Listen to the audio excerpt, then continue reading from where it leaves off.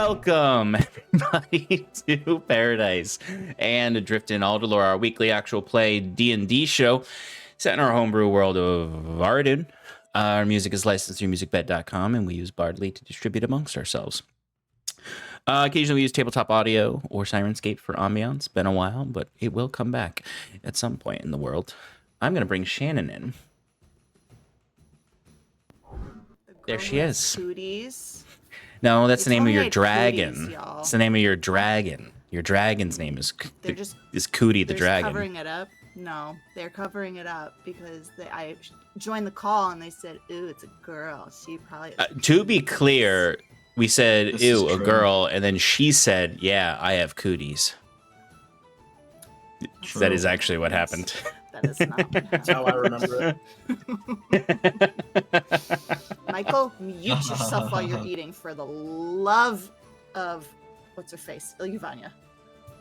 What's her face? Were you? Okay, I apologize. I heard somebody else. Then it sounded like you. Well, he spoke, but he didn't eat into the microphone. Okay, well, let's do this thing. I'm crabby this evening. Maybe it's because I haven't eaten dinner yet, but I'm crabby. So here we go. She's angry. I am.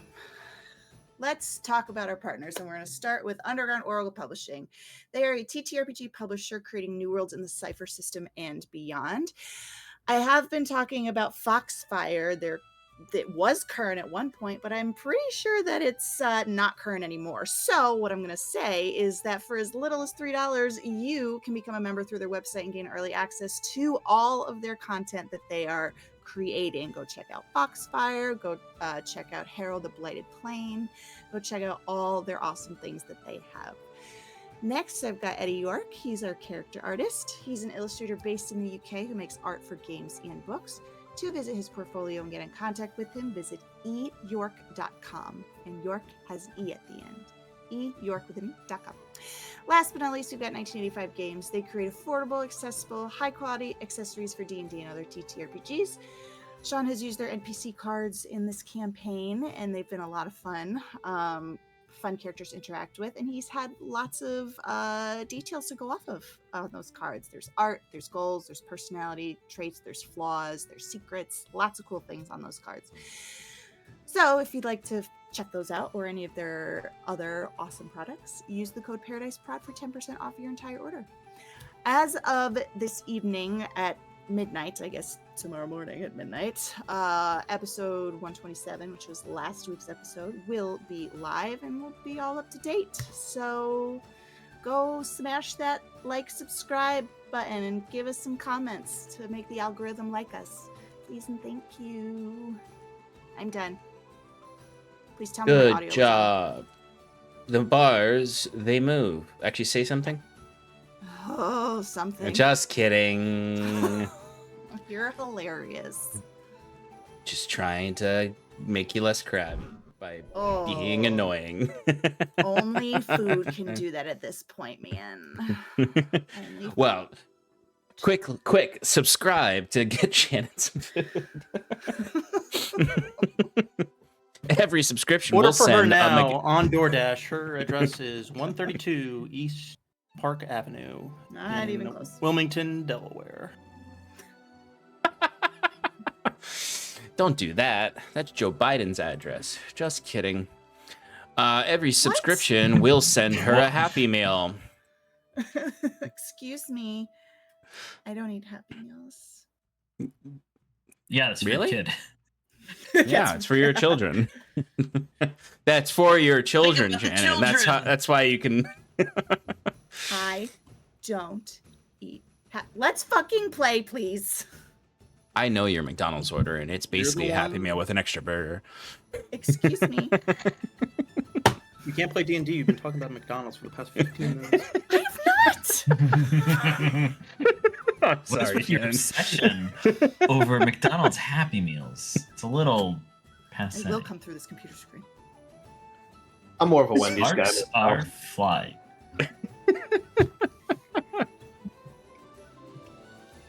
Let's recap. Yeah.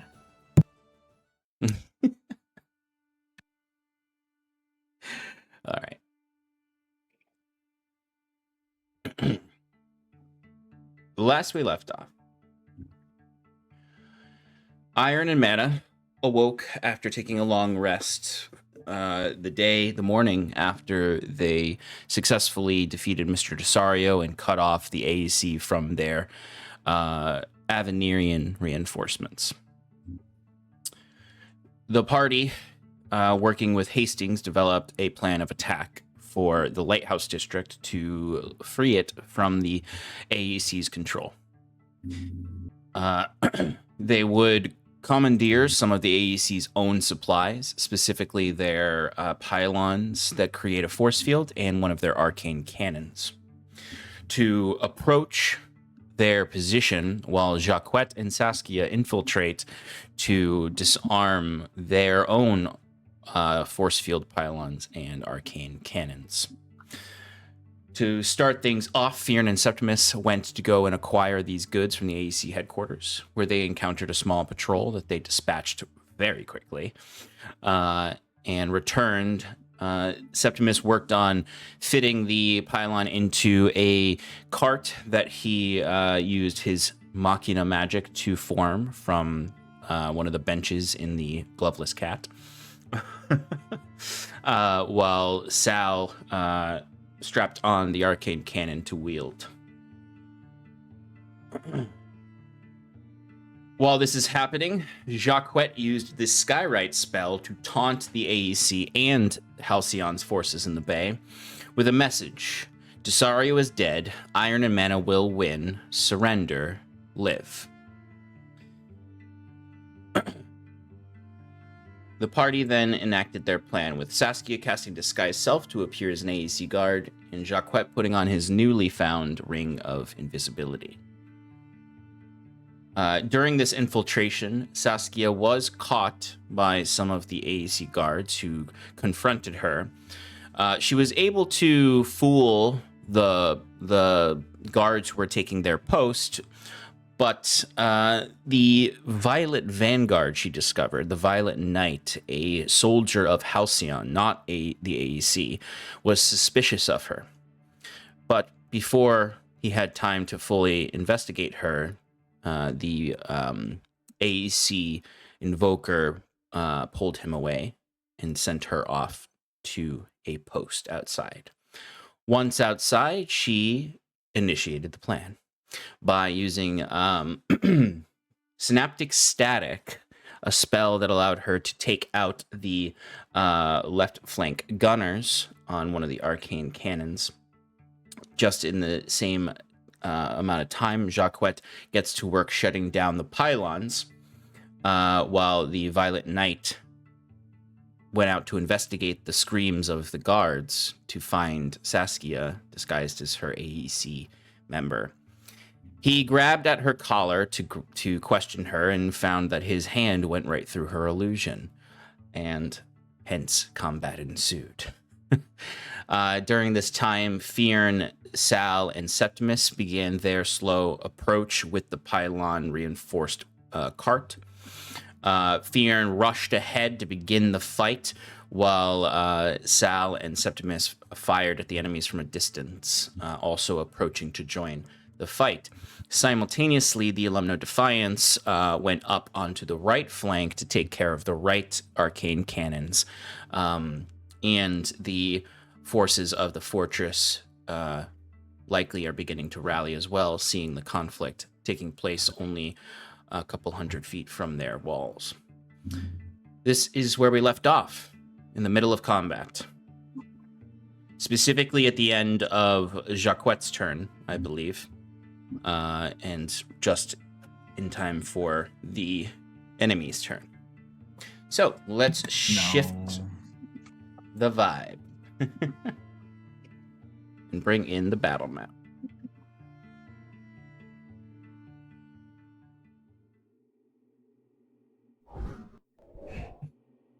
Okay. So it is okay. All right. It is the Invoker's turn. Now, the one thing I will say is that you have set yourselves up with quite a formidable defense.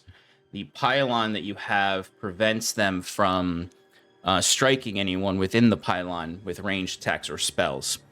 The only person who is exposed at this point is Saskia, but she's in the alleyway and is really only dealing with the Violet Vanguard and one Invoker, and Fyrn, who is out in the midst of the actual fight. I've got an energy field, Oh. don't I? You're within one of them, but it's not. But they are also within it, or they can move within it. Is really the issue. It's a small amount of space though that they can move in to actually be able to hit you because the pylons overlap each other. And technically Jacques is in there, but he is invisible, and they have not found him yet. They just know that there is someone magic. There's something magical affecting the area. They don't know exactly. They don't even know that it is a person yet. So. The Invokers are up. Is there an enforcer in the alleyway too, Sean? There's enforcer and Violet Vanguard. Because I remember firing 3 shots Eldritch Blast, and it was one of Yes. last time. Yes, you are correct. There is. I do have that written down here. There is an Enforcer as well there. You damaged the Invoker and the Enforcer, but you haven't damaged the Vanguard yet. I keep missing. Yeah.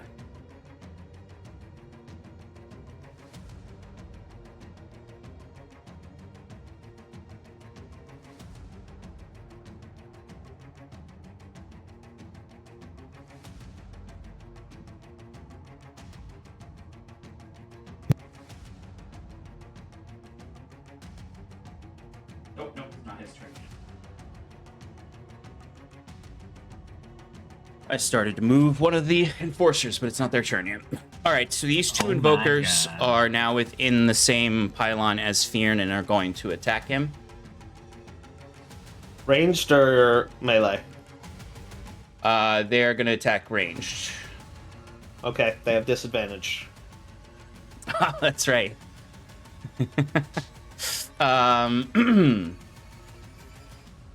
Okay.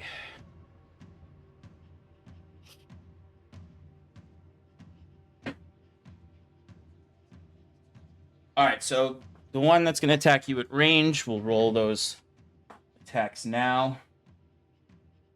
Disadvantage.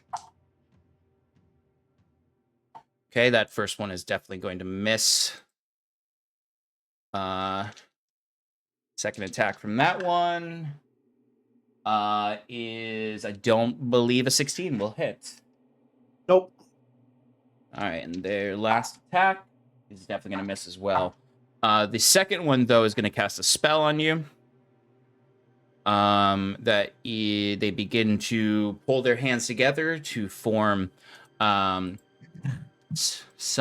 blue sigils into the air, and a small crystal appears between their hands, as I will need you to give me a Constitution saving throw, as they're casting a cone of cold on you.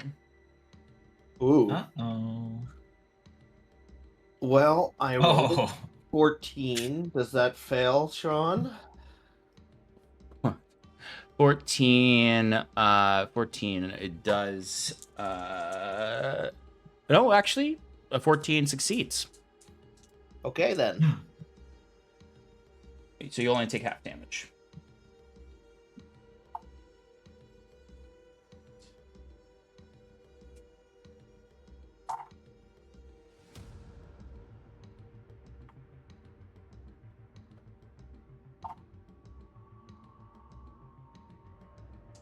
All right, so it's 34 damage halved to 17. 17 cold damage.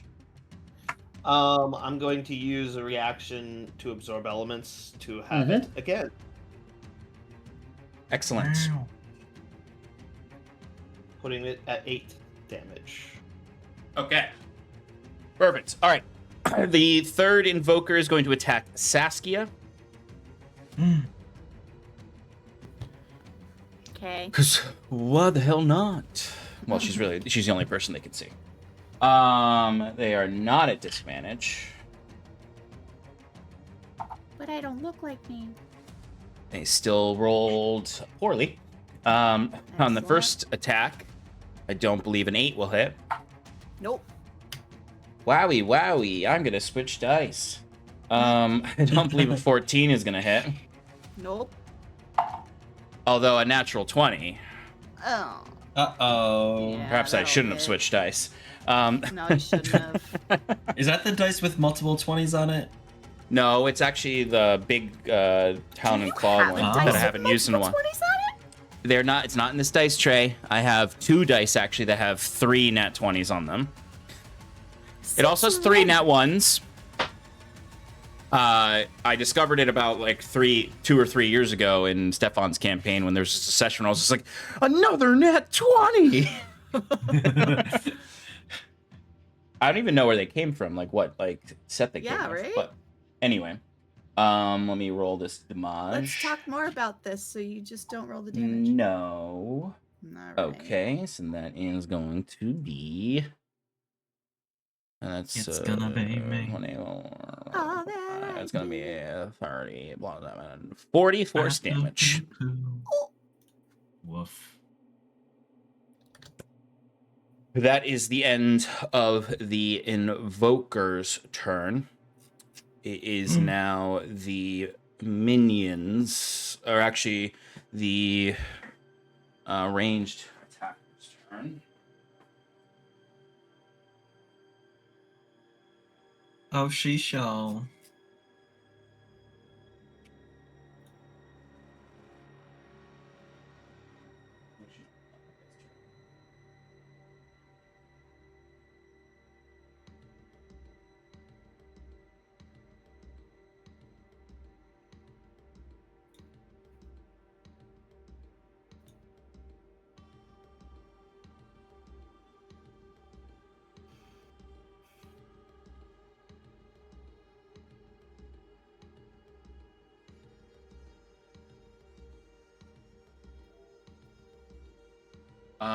They are going to take attacks on Fyrn.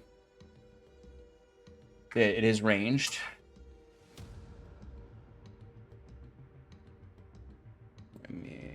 Disadvantage. Yep. They are going to use their exploit opening feature to negate the disadvantage.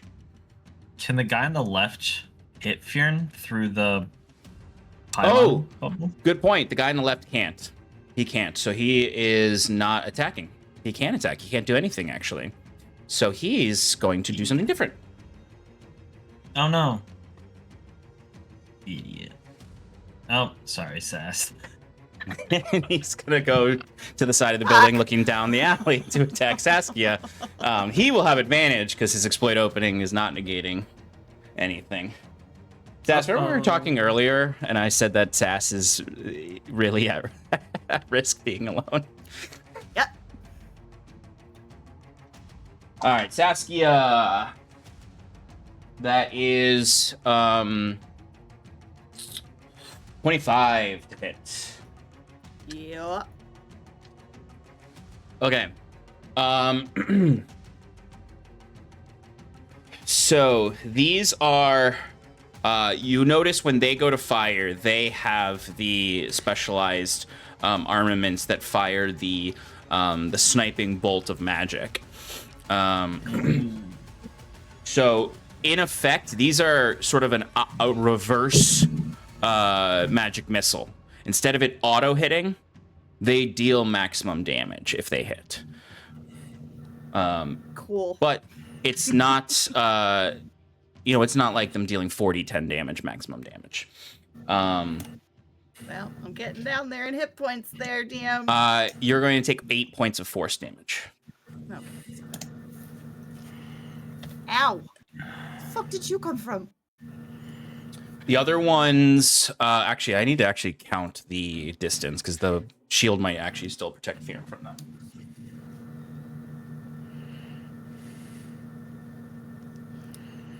Question for Stefan, or whoever answers first. My Mystic Arcanums don't use a spell slot, right?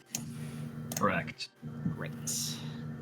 But if you use them once, you can then use a spell slot to cast it again. Right. I only have Yes. one spell slot left, so I'm trying to Um, strategize here. Fyrn, they are within the bubble, so they are able to hit you.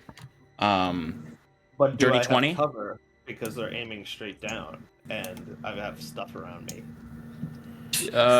No. If you were 5 feet over, I would give you that, like 5 feet to your right, where you're like directly below. But a dirty 20 to hit. Yeah, that'll hit. All right, 8 points of force damage. Okay. And then I don't believe a 15 will hit. Nope. Okay. All right. That is it for the snipers.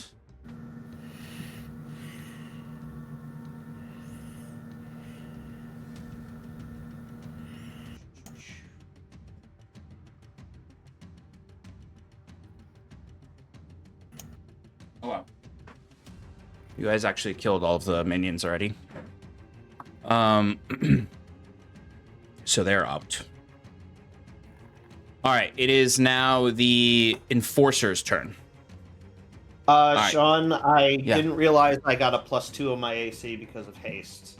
So that attack did not. The 20 actually didn't hit? All right, then give yourself your 8 health back. All right, AC guard.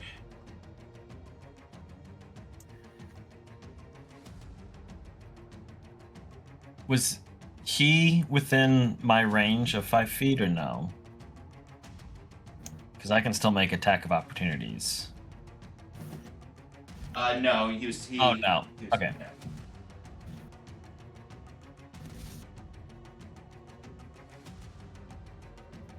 He is going to attack Fyrn. If the other one on top moves, you'll get an attack of opportunity. Disadvantage. Okay.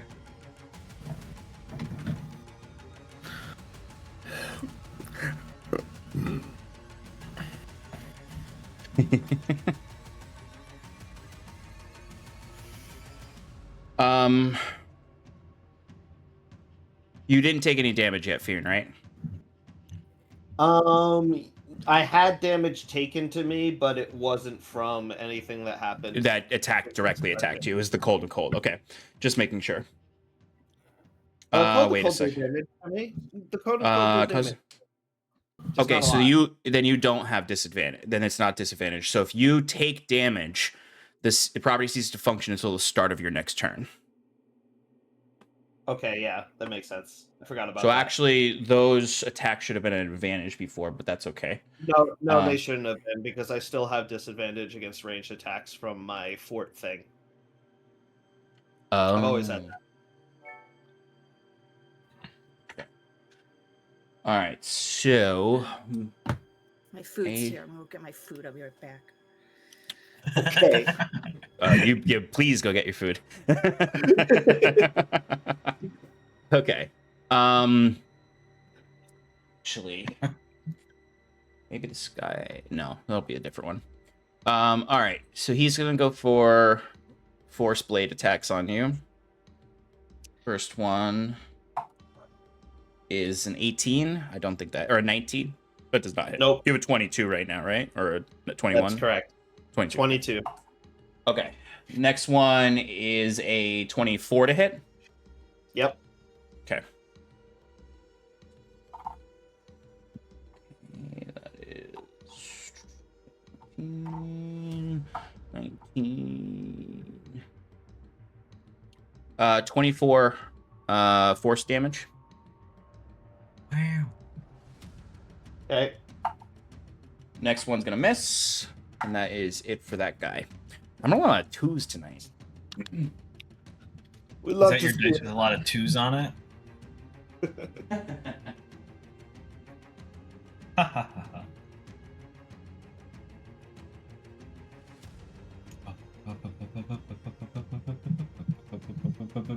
Where'd everybody go, Stefan? We're running the show right now. Alright, I got Cess, you get Septimus. Okay. Septimus jumps off a bridge. That's mean. Yeah, I'm just kidding. Okay. I'll wait till Mike gets back to do the attack on Sal. Salvatore. Jacques, you get an attack of opportunity on the enforcer that left the pylon next to you. Cool. What was that about, Sal?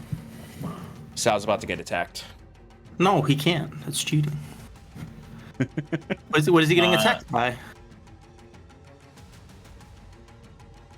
What'd you get? 25 to hit. Definitely hits.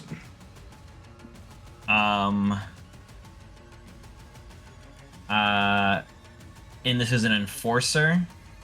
Correct. So I'm going to. I think I'm going to do the trip feature. So he needs a Ooh. DC 18 dex saver as prone as he tries to move past me. That's kind of awesome. Yeah, fails for sure. You got a 7. Cool. 4, 5. Whoa. Those That's are a big roll. pretty. Have you always had those? Okay, so that's gonna be 31 magical piercing from the dagger, and then he falls prone. Okay. Wait, how much was the damage again? 31. Okay. Okay, and he falls prone. This is one of those awkward D&D mechanic things where spatially he would have logically walked into you when he was walking, because you're like invisible in that spot that is his path.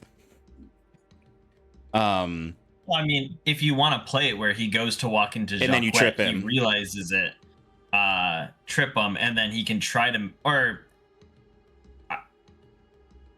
if he walks into me, he can then be like, "There's something here," and attack me with disadvantage. Like Yeah, that makes sense to me. I think that's how we're gonna play that.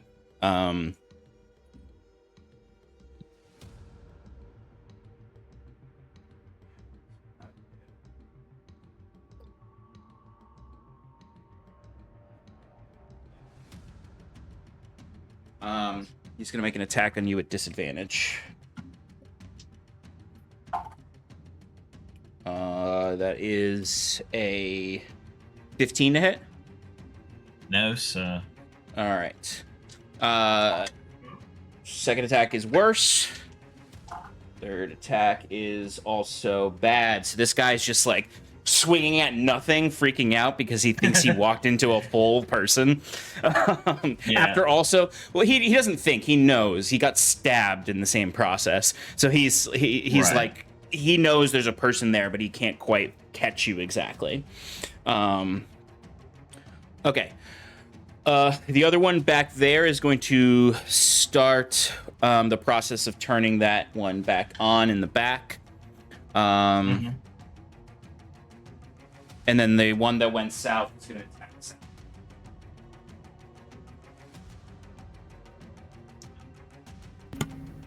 Where did he come from?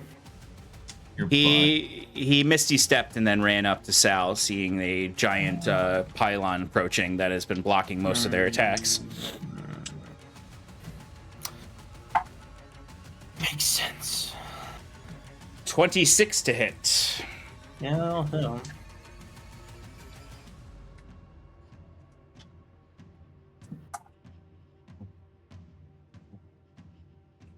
That is 13 force damage. What is he here?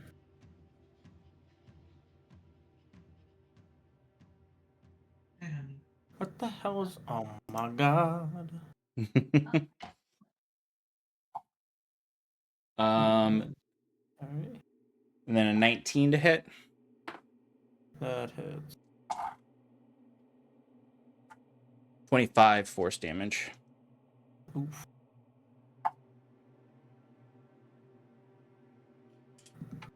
And then the last one is going to miss.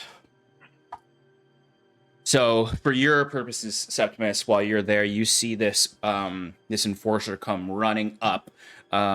He basically, you're kind of like focused on Sal and focused on helping him. You're behind Sal also because Sal already moved up. but you see this Violet Vanguard come running through the barricade and then disappears and reappears with a misty step right next to Sal, and then brings in... He brings in 2 swipes of his Force Blade, his arcane blades, that cut across Sal's chest, and then the third one, I imagine Sal just kind of like grabs his arm to stop the last one. I apologize. I was getting his sheet set up. What were the 2 damages? The first one was something, and then 25. 25 was the second one, and the first one was 13. Sorry, Yes. did you say this is a Violet Vanguard? No. Or an It was an enforcer. Okay. It's enforcer. I messed up my terminology. Okay. It is the Violet Vanguard's turn. Did the enforcer in the alley go yet? He didn't. Thank you, Not that I Shannon. want it to, but Why did you do this? What are you, Stefan?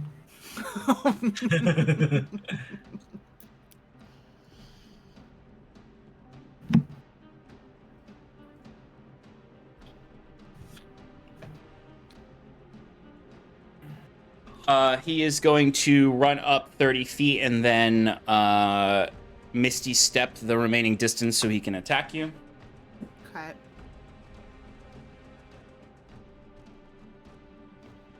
Actually, he actually can't reach you. So he is right there. He's 15 feet away from you.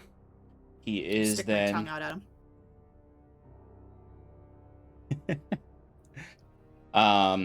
As you stick your tongue at him, he's going to then use his rage attack on you. Damn it. First one is a natural 1. Second one is not much better. 13 to hit. What was it, 13? No. Yeah.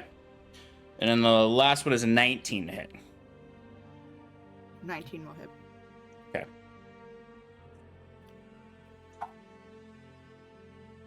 Uh, 12, 20 force damage. 20? Yes. Now that is the end of the Enforcer's turn, which leads us to the Violet Vanguard.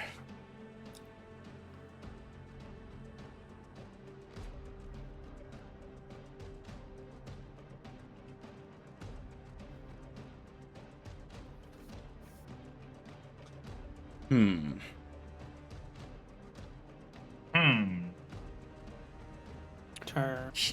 So, Shannon, Sass is being attacked, like you just got struck with these arcane bursts from the Invoker, and then this Enforcer teleports up to you and fires off a few more force bolts at you. So you've taken quite a bit of damage.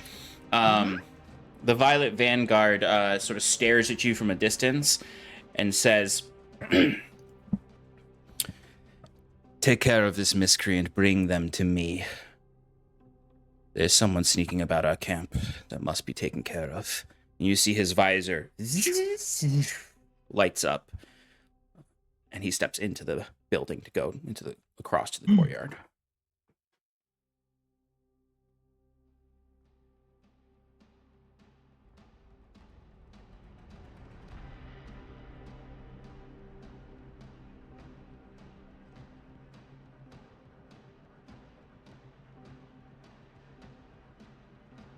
Jacquet and Fyrn, you see this Vanguard step out. Jacquet, you had seen him already when you were looking into the building to help Sass, but Fyrn, this is your first time seeing that there is a Halcyonic Knight here in the violet plate mail with the eagle accoutrement on it, with the hooded visor that you can see is glowing right now. As he steps out there, and Jacquet, you would immediately recognize that he looks directly at you. Uh-oh.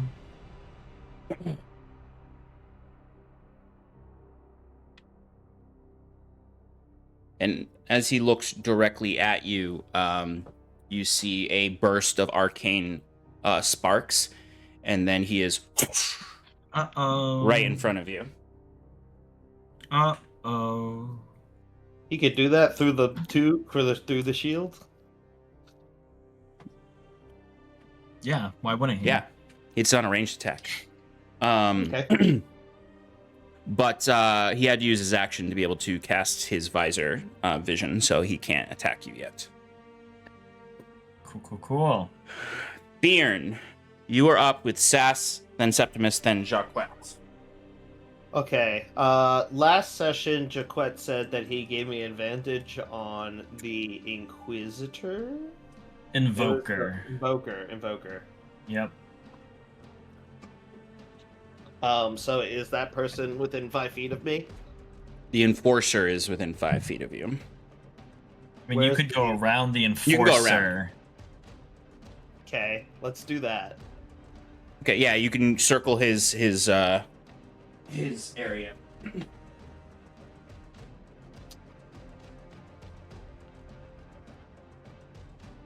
Perfect. Right in the center. Mm-hmm. Am I still in the bubble there? Correct. Yes, you are. Okay, great. I'm going to attack that guy. Okay.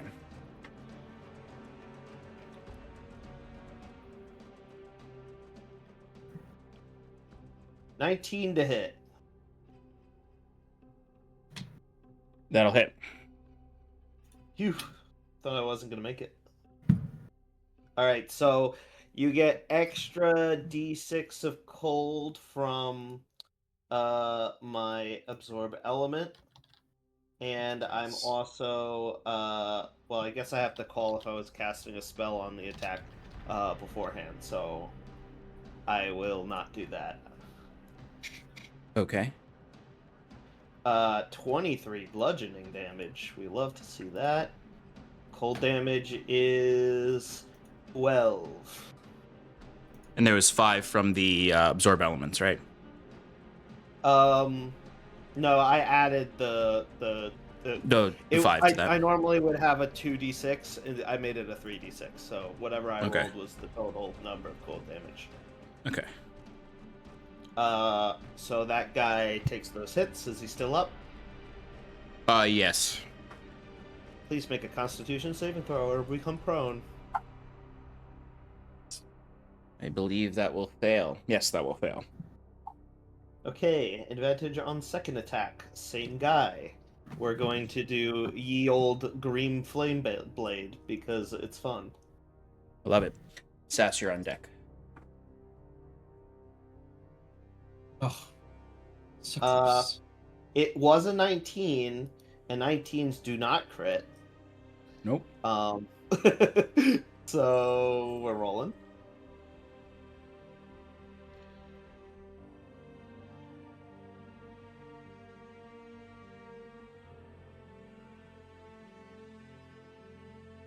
Green flame blade is 2d8. It seems to be extra d8 fire damage on your hit, and then the other person gets 1d8. Both damage rolls increase by d8 at 11th level. Great. Okay, so it's 2d8 for this guy, and then a 1d8 plus my spell kit, or 2d8 plus my spellcasting modifier to the other guy. So let's roll that.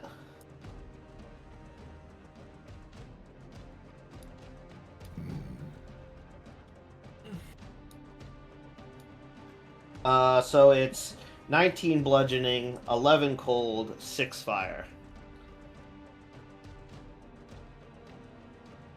You dead yet?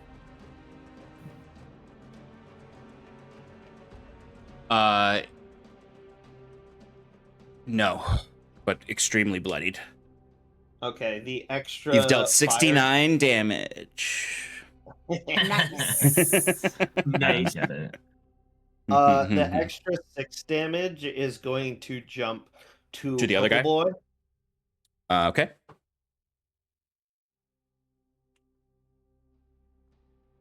And then this guy gets a sap, so he has disadvantage on his next attack. Not that it matters, because I'm hoping Okay. to kill him this round. I have another attack with advantage on the guy on the ground. Mm-hmm. 28 to hit. Yeah, that's going to hit. Oh, yeah. 19 bludgeoning damage.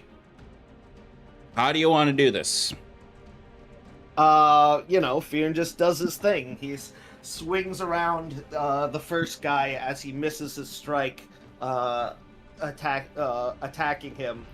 Just like deftly dances with the Ithildagnir at his back, and then he like pulls it out forward in an overhead strike, just smashing this guy into the ground, and then finishes him off with a swift kick to the head.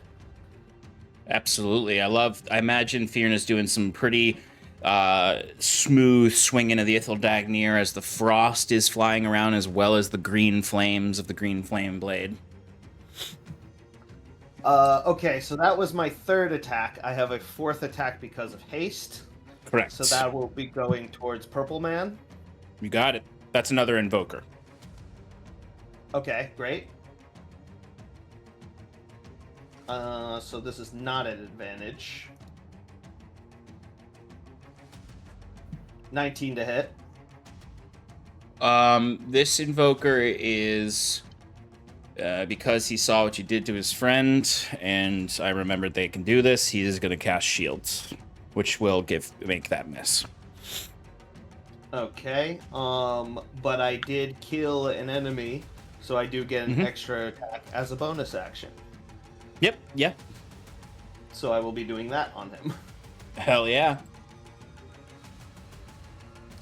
29 to hit.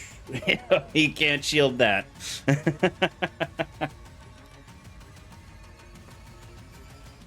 19 bludgeoning.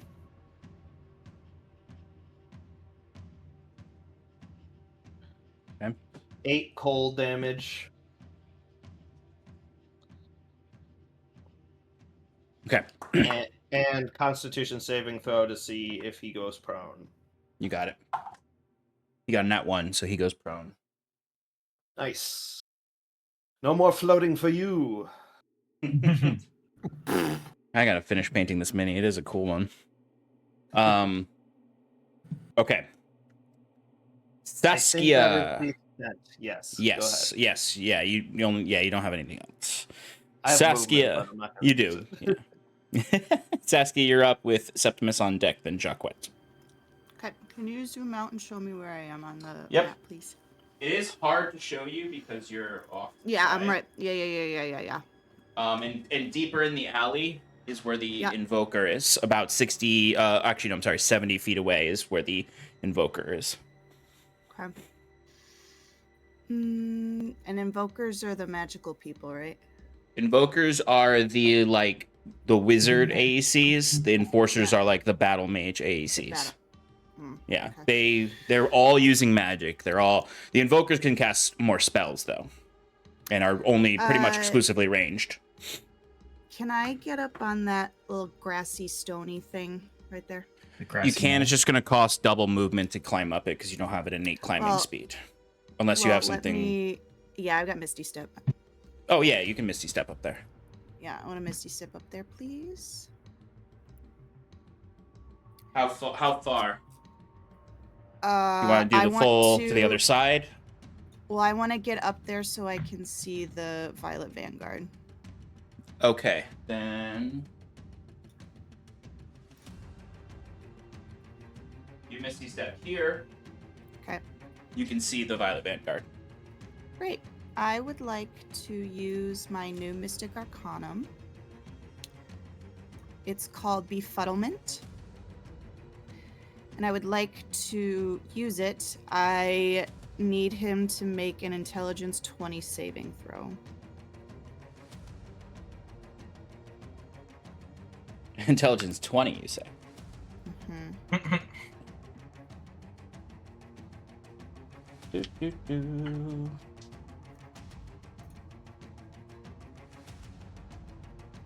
26. All right, he's still gonna take half damage. Ooh. Ooh. 10d12. 10d12. Uh-huh. So Imagine if you half didn't make it. of- So 43. Yeah, I know, right? 43 points of psychic damage. I really wish she had failed. 43. You said 43? That's half. That's already half. That's already half. It was 86 total. Holy shit. Hate to do this to you, but he is resistant to psychic damage. No. All right. Well, would have been cool if he failed. I know. Still cool though, because the fail also does a bunch of other stuff, right? Yeah, he It would wouldn't knock be able him to out of cast the fight. magic. He would be completely useless, right? Okay. Pretty Whew, much. Tried to do. Oh man. Thank God he is a wizard knight. Smart boy. I mean, thank God for him, not for you guys. Sorry. Sass, you still have your movement and your bonus action. Oh no, you use your bonus No, action, I Misty don't Step. have bonus action. Yeah. Can I like step down a little bit onto that step? That's that like little. The slightly lower piece of rock. Yeah. Right here. Yeah. Thanks. And I'm just gonna try and like I have 17 hit points left, so I'm just trying to make myself tiny until my next Yeah. turn. Probably a good call. I will warn you, Saskia. You are not in the bubble right now. Any bubbles. So range attacks are options on you. Unless Sal moves the bubble. Which he might. So just a warning. Where's Sass? Sass is right here. I'm squatting right there. Okay. Yeah. I'm gonna this is like not how far away this is from him. Like it's much closer to him.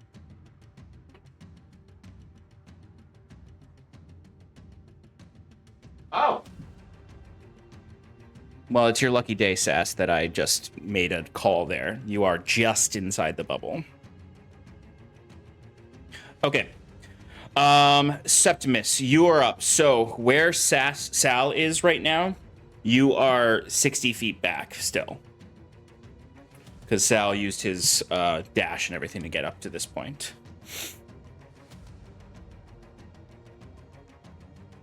Is that what happened? I forgot Yes. exactly.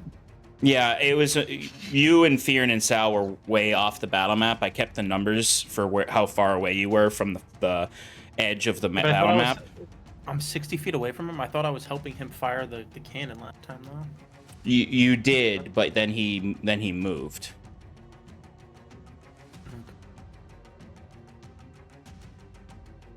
Well, I will use my full 30 movement speed.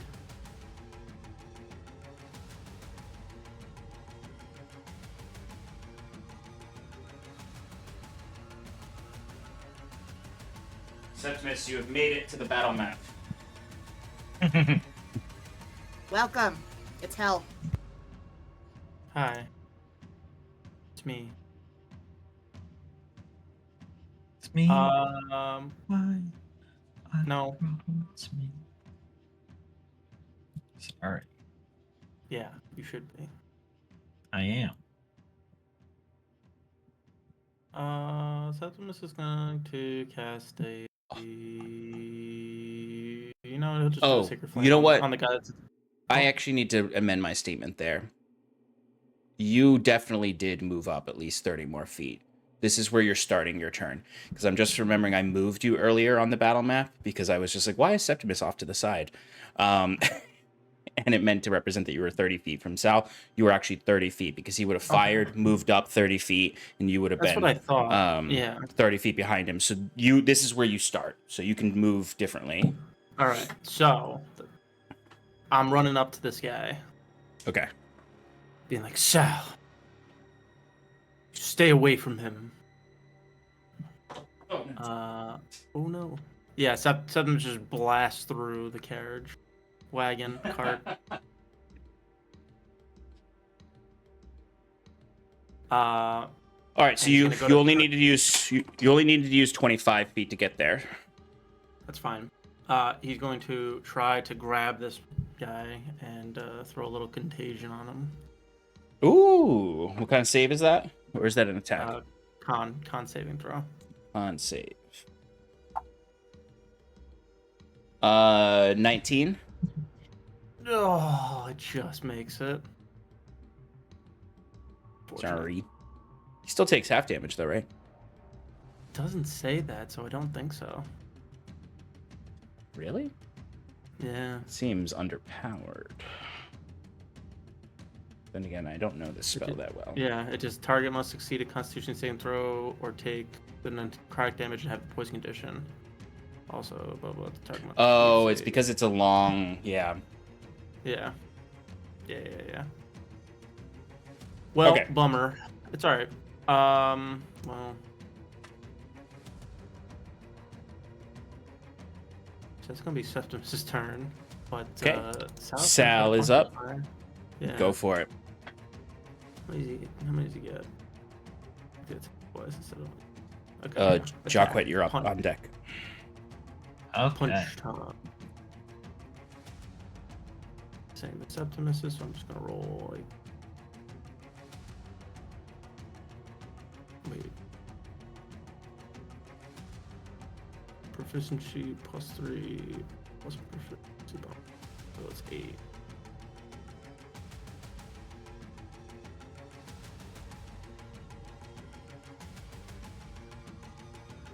Oh, god damn it. Oh, that 10. was so close. No, not gonna hit. Yeah, well, second attack.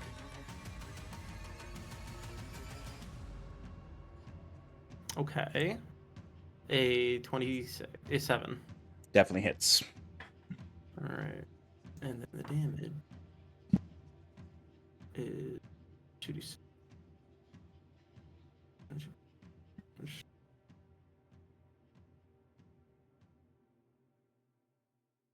What the hell? You're drinking water out of a soup container. Yes, I am. 17 force damage. I'm sorry. Nice. That's hilarious.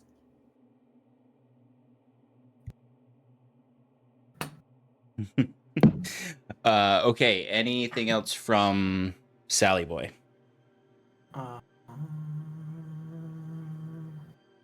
yes. He's going to bonus action repair himself. Nice. 2d8 plus 8. 4. 18 health.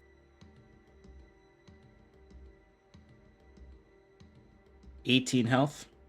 Yeah. Okay. All right. Jacques, you are up. All right. Jacques is going to use his action to disable this pylon. Okay. He's then going to use his bonus action to disengage. He's then going to use feline agility Okay. to move 60 feet up the Okay. building Okay. as he's leaving the range of the Violet Vanguard. Jacques goes, sorry, I'm not really into your type. And as he starts to backpedal, he's like, fucking assholes. And then he Okay. climbs up. Is there any part that you're particularly trying to land on? If possible, I would be out of line of sight from the Vanguard, from pretty much everyone. But Yeah. I would like to potentially, well, I guess it doesn't really matter where I end up, but out of line of sight of everyone. And then if you'll allow me as a free action to shout towards the lighthouse, Balfour! We could use some help out here. Yeah, absolutely. I absolutely will allow you to do that. Cool.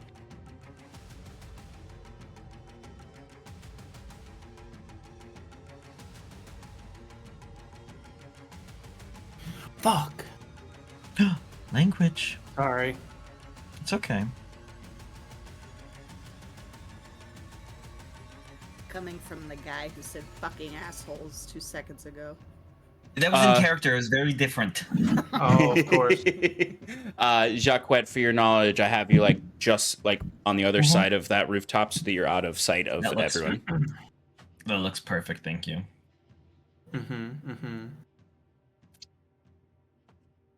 Okay. Anything else, Jacquette? Thus, I end. I think that's my everything. turn. Yeah. Okay. So as soon as Jacquette yells that, everybody sort of pauses in the fight. You know, those two sniper mages sort of like, who yelled that? The Violet Vanguard, sort of like the only one who can see exactly where you're going, doesn't respond to your quips. His head just slowly follows up along the wall until you're out of his sight. But at the end of that, he turns his head, and everyone hears a great big horn bellowing from the fortress. A horn that I imagine.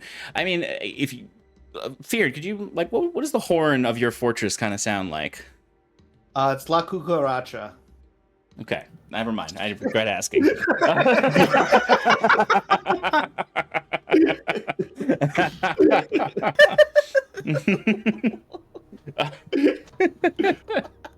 A great bellowing comes from the fortress, indicating that the Fyrn's garrison is going to help you. Okay. So not La Cucaracha? No. Yeah, but we all know. Balfour's best approximation of that, which sounds like a normal horn. The invokers are up. One is dead, so. Good for him.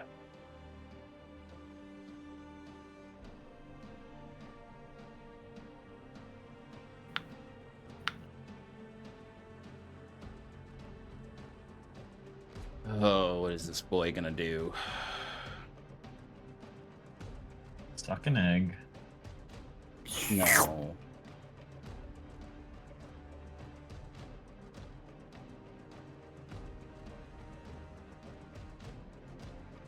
He's gonna use half his movement to stand up. He's gonna look at Fyrn. The invokers don't have, well, the AC agents don't have anything covering their faces, so you can just see like it's an elvish man, not a halcyonic elf. Looks more like a Gwyn elf, and he spits blood out onto the ground, and then pulls out a dispelling stone and throws it at his own pylon. Oh, he big mad. That pylon is completely disabled. And then he's going to Misty Step.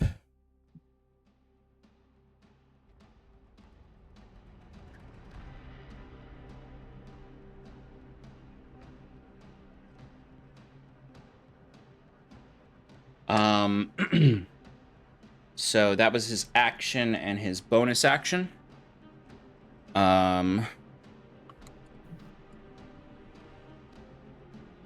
Actually,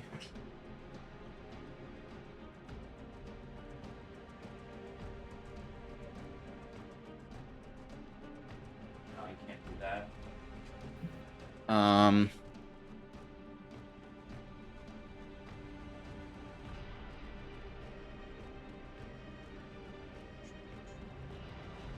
Yeah, that's it. That's all he's gonna do. All right, the other invoker.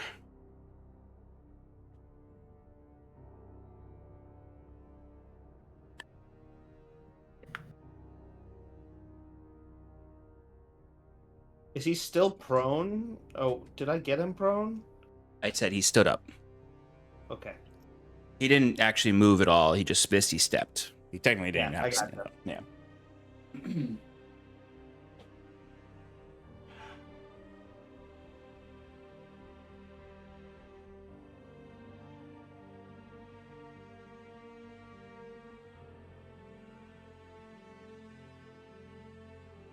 He's going to run up the alley and Misty step onto the rooftop.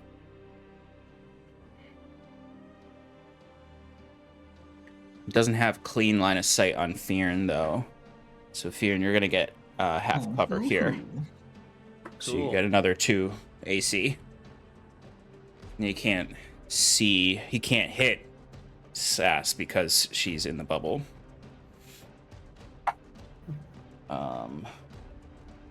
This is at disadvantage.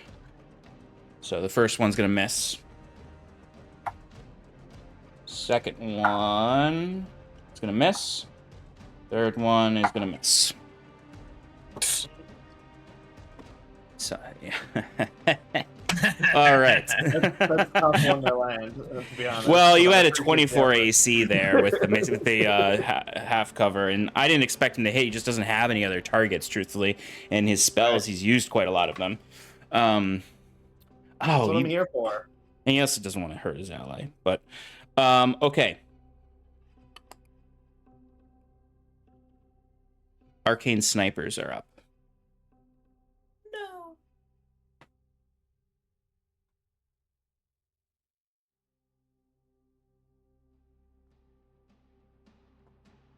All 3 on Fyrn. Okay.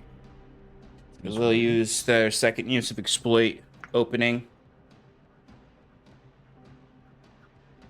Meaning they all are neutralized. Correct.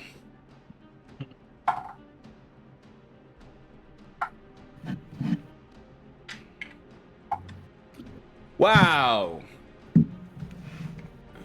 That is all terrible. Oh my god, these guys suck. Against the only target available to them. Yeah. I mean, those were pretty rad rolls. I don't think they would have hit any of you, but okay. It is the enforcer's turn now. And they better freaking enforce these rolls from their allies. Okay. First one is the one engaged with Fyrn. It's gonna attack you. Okay. His first attack has disadvantage because of the displacement cloak. If he damages, his second one won't. Okay. You son of a bitch. 17 does not hit. Yes. Second one is gonna miss as well.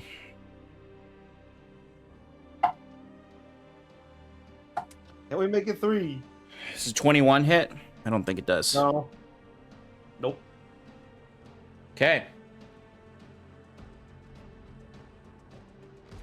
You are a lost cause to this man. He is going to Misty Step away from you. There's a lot of Misty stepping going around. I can't wait to Misty Step after them. He's going to Misty Step down towards Sal and Septimus and use his movement to engage with them, but he does not have any attacks left. Fyrn's like swings his Ithildagnier in the air, like swatting the arrows like flies, and looks up at the sky, like not at anyone in direct, but just screams, "You cowards! Come fight me!" It's actually even cooler because they're shooting basically like concentrated arcane magic missiles at you, actually. So it's like you're actually deflecting these like beams of arcane energy, these arcane arrows, really. Okay, that's the first enforcer. The next one is in a weird spot. He can't really get. Oh wait, the next one I'm gonna do is the one engaged with Septimus and Sal.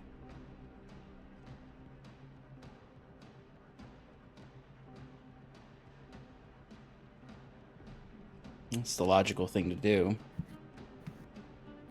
No. It's gonna explode. Septimus, you're engaged with this one. Your sort of your Machina's magic failed to contagion them. They look at you. They look at the pylon. They look at Sal. They look back at the pylon, and they Misty Step.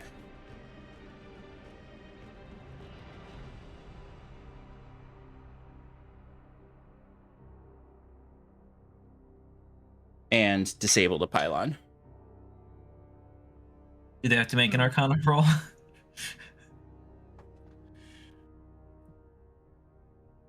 They Going on. they do, actually, because they're in combat. Oh. What's their intelligence? Okay.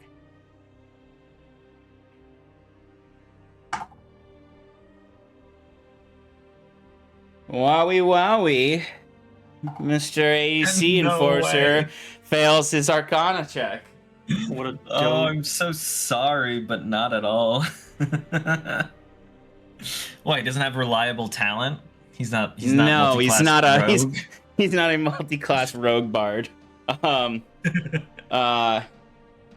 Wow. He's pissed. All right, Is he other pissed or enforcers. Is the DM pissed? The DM is pissed because if I recorded all my rolls tonight, 70% of them have been below 8. Hey, And man, I'm not the dice mad tell about stories. not killing you guys. I'm mad. It's just innately angering to roll low. No one likes to roll poorly.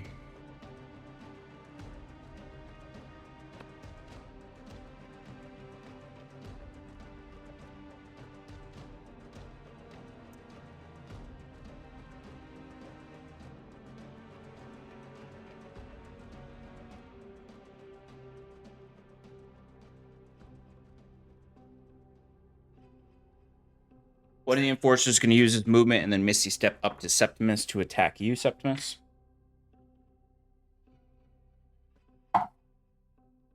For a dirty 20 to hit. That'll hit. Oh, wait. Yeah, it just hits. Damn it. Okay. All right. Wait a minute. Wait. Before you roll damage. Okay.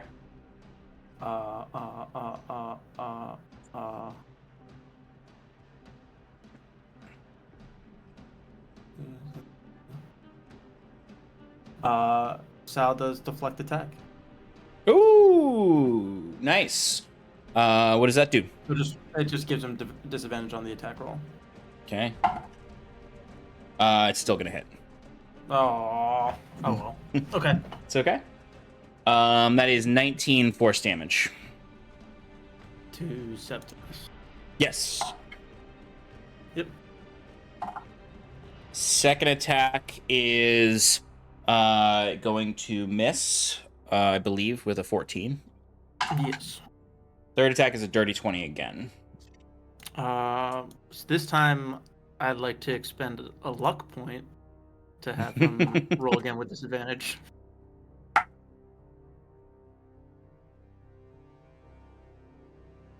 You got better.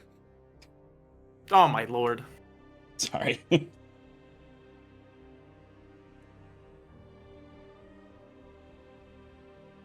Okay, that is 19 force damage. Mm-hmm. Okay. The next enforcer is going to activate the pylon in the top left corner.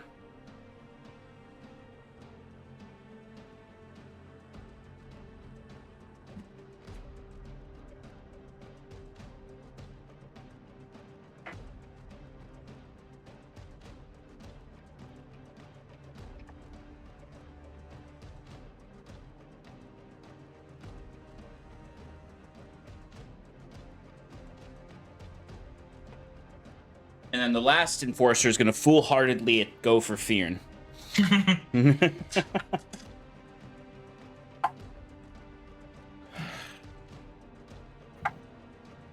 He got double 4s on his disadvantaged roll. That'll happen. Okay. All right. Again, I do not believe a 21 will hit you. Nope. Okay. That is it for the enforcers. The Violet Vanguard is going to go next.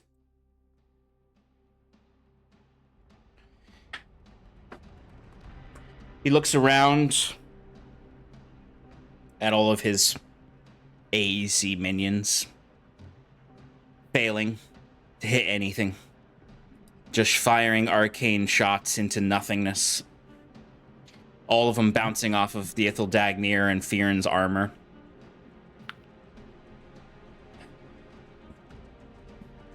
Disgusting, feeble-minded fools. It's a brute. And he'll wave his hand at Fyrn and cast Hold Person on him. Oh. Wisdom saving throw, Fyrn. Well, you found my one weakness. I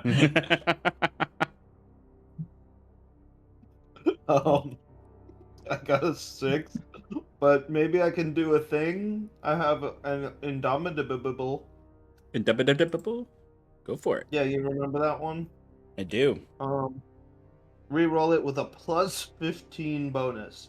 Is that on top of my Constitution saving or my Wisdom saving throw bonus? It should say. If you I fail would a saving throw, you can re-roll it with a plus 15 bonus. You must use the new roll. You can only use this feature 2 times per long rest.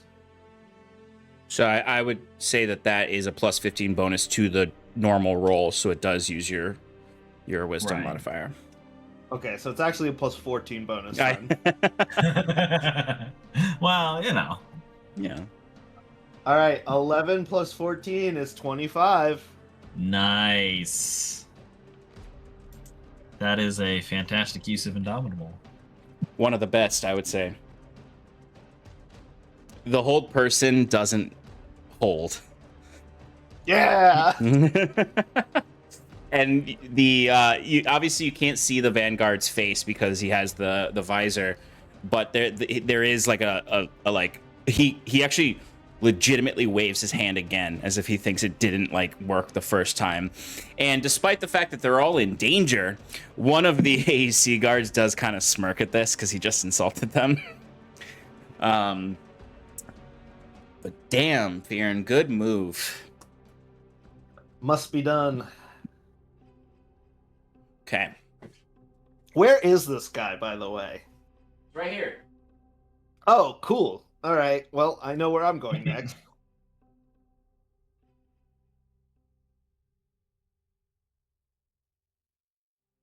No, that's okay. He's gonna misty step onto the rooftop after failing to hold person Fyrn. Very classic, like bad guy commander being like, "You guys deal with him." Who clearly, after I embarrassed myself. That's 2 spells.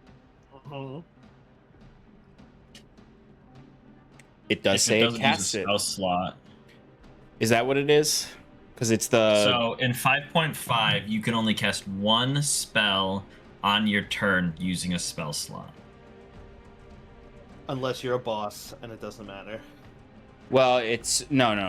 So the that's boss- why like Sass used Misty Step and Befuddlement on her turn, right? Those are Yeah, 2 yeah. spells, but only Misty Step used a spell slot. Befuddlement was an Mystic Arcanum, which does not use a spell slot. Yeah, I asked before I did it. yeah. Oh, did you really? It's also the weird thing with the new like monster stat blocks too that they, yeah.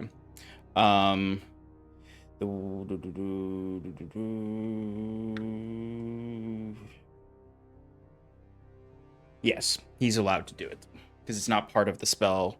Actually, no. Because the way it's labeled is specifically as spell casting, which means it is part of the same sort of resource as spell casting. So I'm going to argue, for this purpose of this, that he's not going to be able to do that. No one's arguing against you.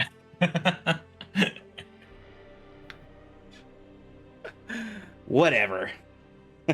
As I defeat myself. But he is going to back You up. little bitch. Run away.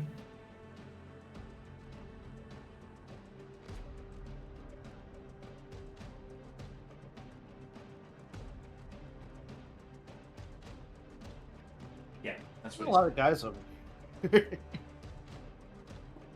Yeah, but none of them seem to be able to hit you.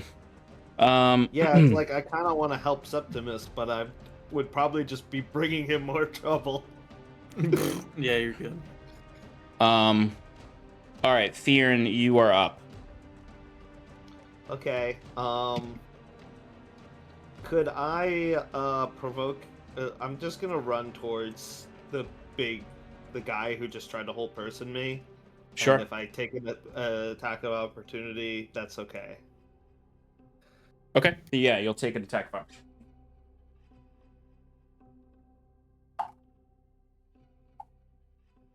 Oh, finally. That is a 27. That is with disadvantage. With disadvantage.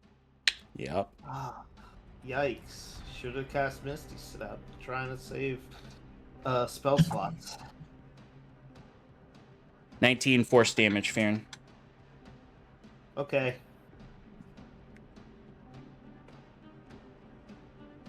I take it. And you are able to get up to the Violet Vanguard. Is there a way to be next to him where I'm in the bubble that's over there? Yeah. I mean, you could only be in the bubble when you're going melee. Great. Okay, I do the thing. Okay. I actually think I'm gonna start off with the spell this time. Okay. Usually I wait till I have advantage, but feeling like Fyrn just got hit with the spell that he makes him use his brain, and he doesn't like that. That's the worst kind of spell. So he's not thinking straight. He just wants to hit this guy with his biggest hit.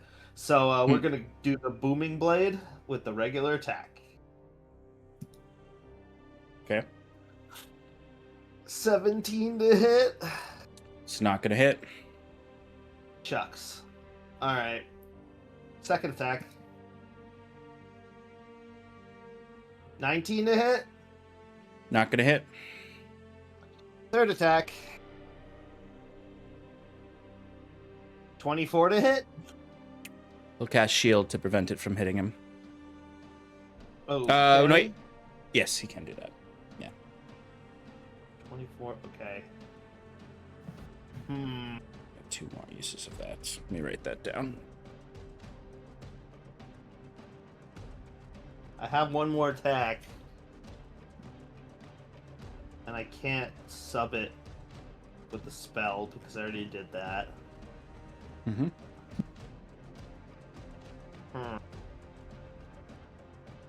Alright, well, I guess I'm just gonna try again.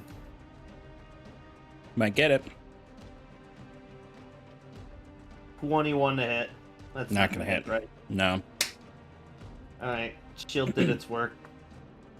Yeah, so Fyrn, you come charging at this guy who's like, as his minions are failing against you, he fails against you. You have all the confidence in the world, and then you come, and it's just a matter of like him parrying your first two attacks, and then the shield coming up and blocking the second two.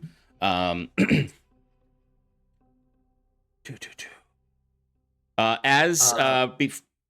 else you want to do, Fyrn? Yes. You still have a bonus action, right? I do. I can either use that to Misty Step, or I can cast a spell, but I don't really want to do that. I want to Misty Step out of here. It looks like I'm about to take a ton of hits, but I don't really want to. What is that balcony that's right above them? Is that in the bubble as well? Yes.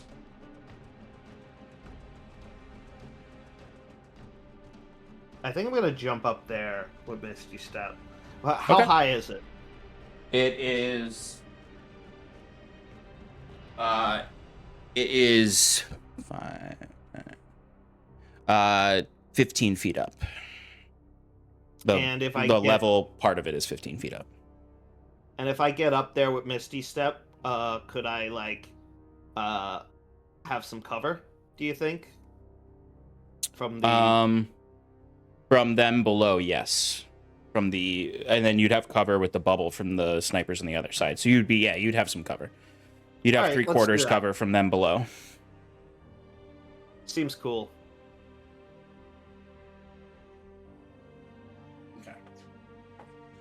All right. At the end of Fyrn's turn, you all hear commotion in the right houses. It sounds as though the Alumno Defiance has infiltrated the other area, defeated the guards there, and are fighting their way towards you.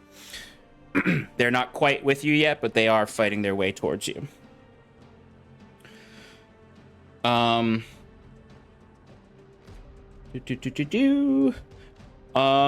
Let's see. Saskia, you're up with Septimus on deck. Okay. I'm going to unload 3 Eldritch Blasts on the Enforcer that's right in front of Septimus. Okay. Okay, first one is going to be a 23 to hit. That'll hit.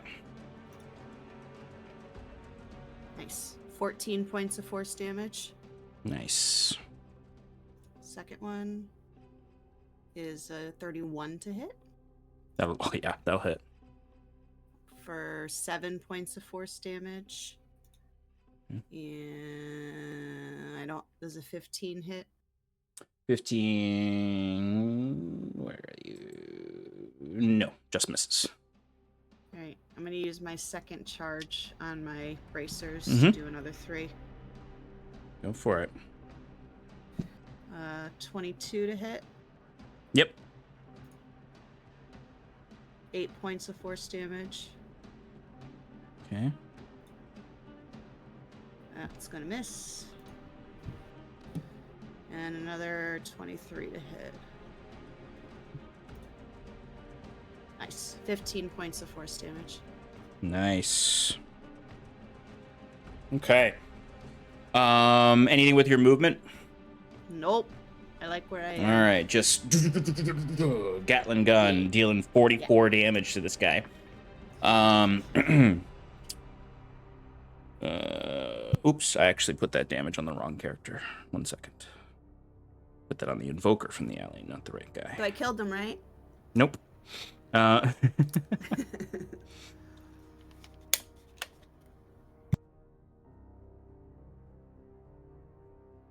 Okay.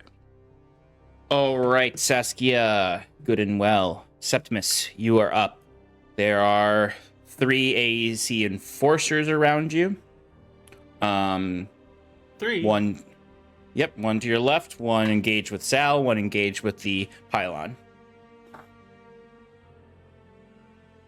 Which The one next to you that Sass just pummeled. Yeah, just Yeah, he took 44 damage just now, the one right to your left.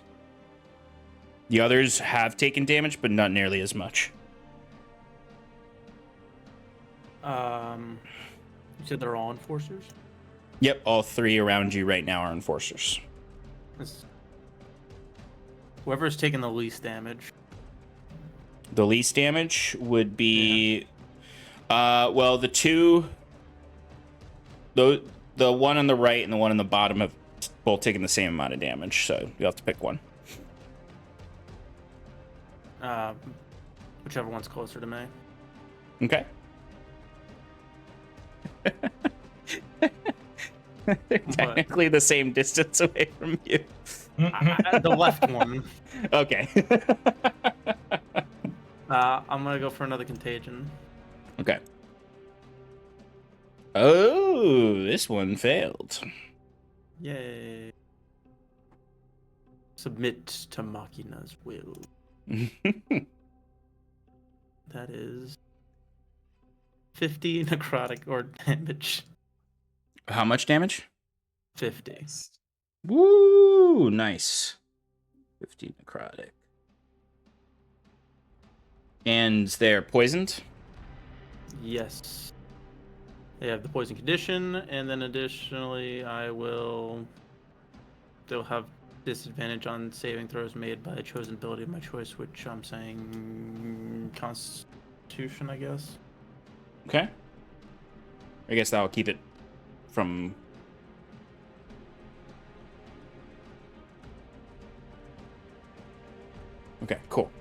All right. Anything else, Septimus, before it's Sal's turn? Don't think so. Okay. Sal is up. He's gonna punch that weak guy. Okay, go for it. And Jacquet, you're on deck. Oh my Jesus. Well, that's a nat 1. And that's a nat 20. Holy Hell shit. yeah, brother. Alright. So, what's max damage? It's max damage, right? Without Max the damage, proficiency bonus? and then you max damage, then the modifier, then your rolls. Okay, so then 16 plus 8 is 24. Okay. Um, And then you added the proficiency bonus, right? That is the Yeah. modifier for. Okay, cool. Yep. Nice. This guy's 24 definitely well bloodied. plus 16 force damage. Ooh. Even more well bloodied. Okay.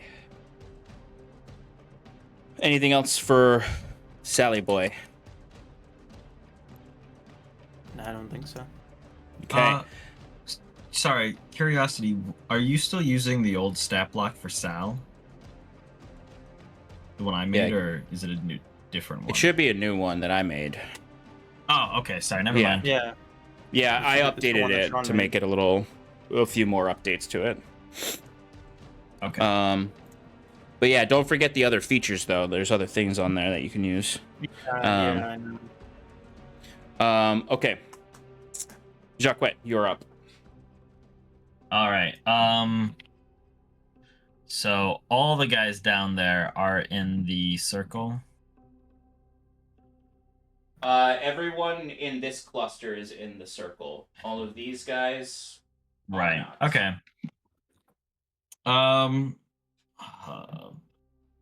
And those arcane archers, or the marksmans, they're not minions, right? No, they're not like as tough as the mages and the invokers and the enforcers, but they're not minion units.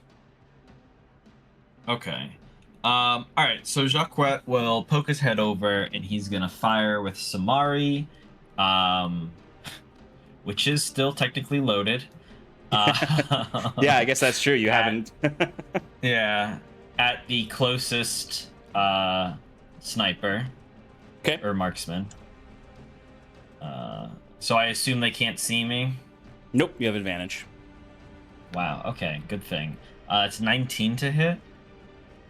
Yep, that'll hit. All right.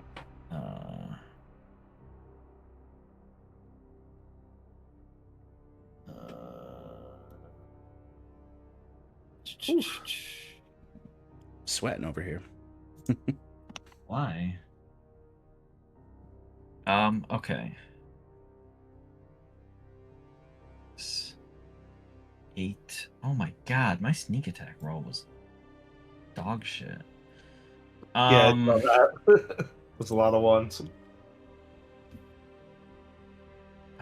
Math is really hard right now. 35 plus 8. How do you want to do this? 43? Oh, okay, cool, yeah. Jacquet just, like, invisibly, like, he still is all sly as ever, just, like, comes up on the rooftop and fires off the 3 bolts from Samari. Just one through the head, one through the neck, one into the clavicle. Yeah. And then he's going to stow Samari and rush up with 2 daggers to the other archer. And what do I even have as other bonus actions?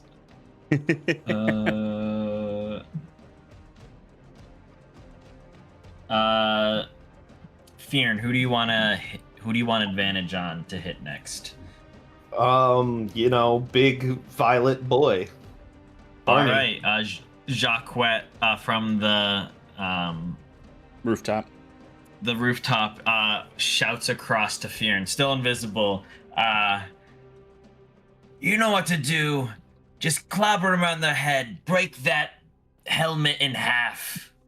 So help action within 30 feet. Oh no, I have to be within 30 feet of him. I'm not within 30 feet of him, am I? No. Mm, Could be. Instead of running up to the sniper, you could move to a different spot. No. I'd rather shut this guy down. Was anyone planning on forcing a saving throw on him anytime soon? Fyrn? I mean, I'm gonna make him cast shield, that's for sure. I imagine you'll probably make him do the saving throw for, like, the tripping stuff, if possibly. Probably, yeah. If I actually hit him. I'll throw in unsettling words, because I just have to be within 60 feet of him. Okay. Of That's the minus a Violet D4? Knight. D6. D6. Oh, yeah, because it's your... Yeah. For It's just the his next saving throw, right? throw it makes. Yep. Okay, cool. All right, anything else, Shuckwet? End my turn. You got it, boss. All right, so it is the Invoker's turn. There's only... Oh, there's two.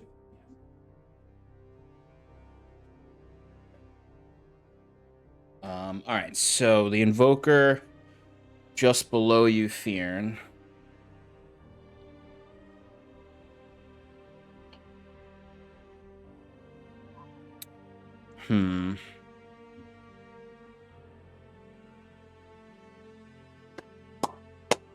What is he gonna do?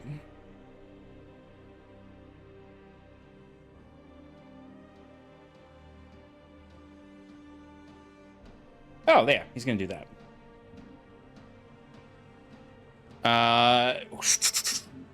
Charges up a bunch of runes that are all igniting fire and fires off a little bead of fire up towards the balcony where you are. Give me a dexterity saving throw. Okay. 16. All right, you pass. You're gonna take half damage from the fireball he flung. Whoa, that's pretty close for a fireball. Yeah, but they can. It's like missiles. You can control where they explode. Although What the is he building aiming is going to catch for? on fire. You don't have to aim at a target. You have to aim at a point with fireball. You should know this from Wiswick's days. I guess. But, How many times did you aim a fireball up in the air so it didn't hit your allies? Okay, so this is the 4, so it's 9. Okay. Let's do that. 9.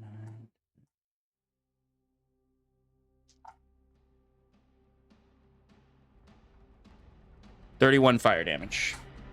I have resistance, so it's 15. Cool. All right. The other invoker who's on the rooftop across.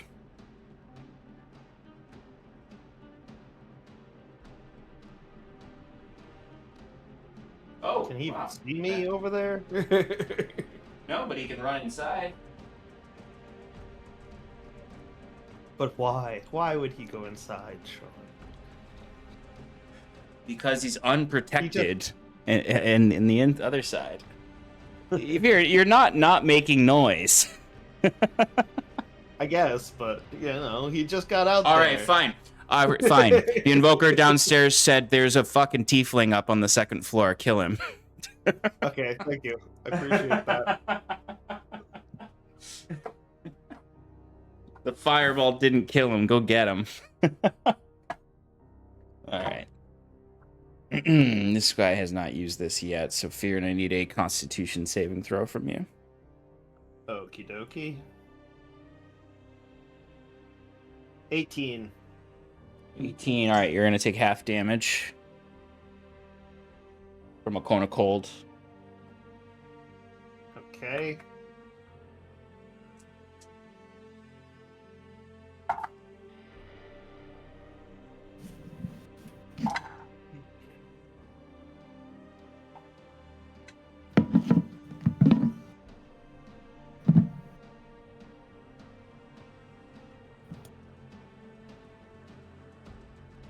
All right, that's 25 cold damage, halved to 12 because you succeeded. Cool. I'll take it. All right. That is the Invoker's turn. It is the trick shot snipers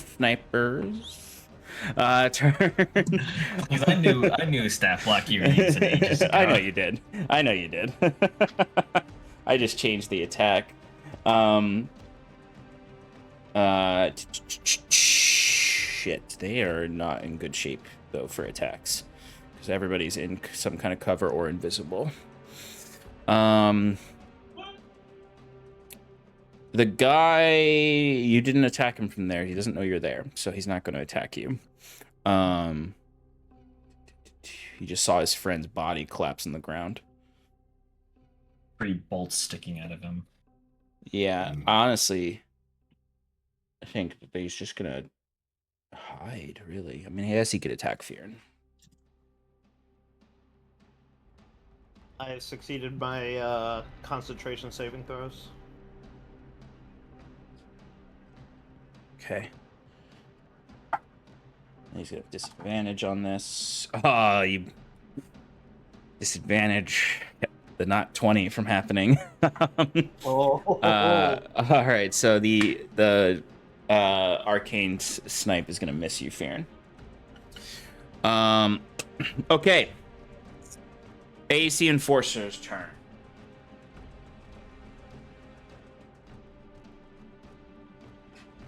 First one is going to reattempt to shut down this pylon.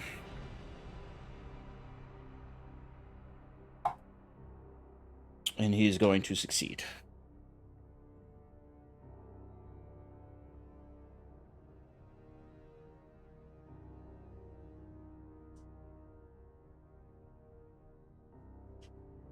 You guys are no longer protected by the pylon. Unless someone turns it back on, which requires 2 actions. The other 2 are going to attack Septimus and Sal in kind. No. Septimus first. For a 23 to hit. That'll hit.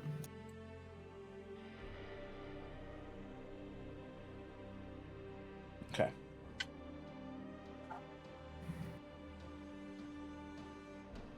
$12 force damage.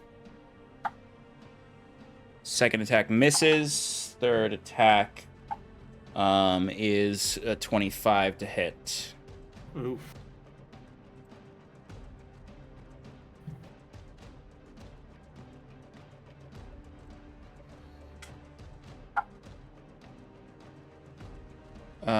Which is going to be another 12 damage. Oh. The other one's going to attack Sal. First one is going to miss with a 12. Second one, I think, will miss with a 13. Hit with a 13? I said miss. I think it'll miss with a 13. Oh, yeah. And I think the last one will also miss with a 15. Almost They went in will. order. Okay.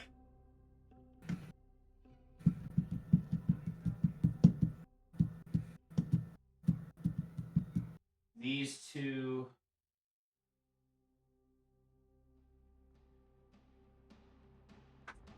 Oh, I messed up. are going to turn this other pylon back on.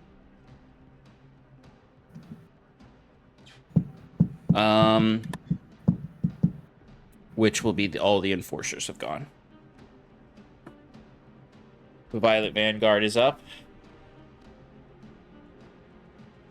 Bitch.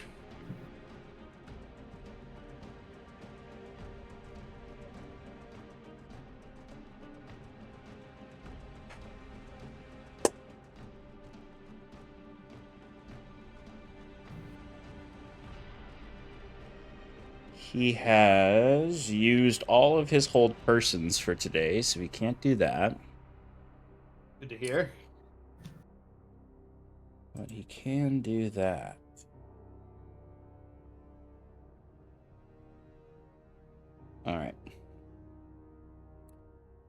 No,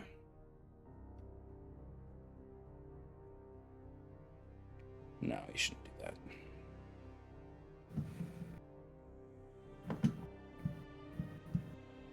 He is going to cast Blur on himself.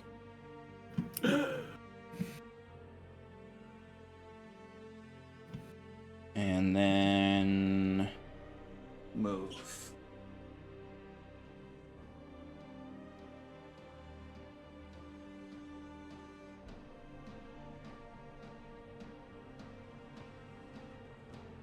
And he will end his turn there.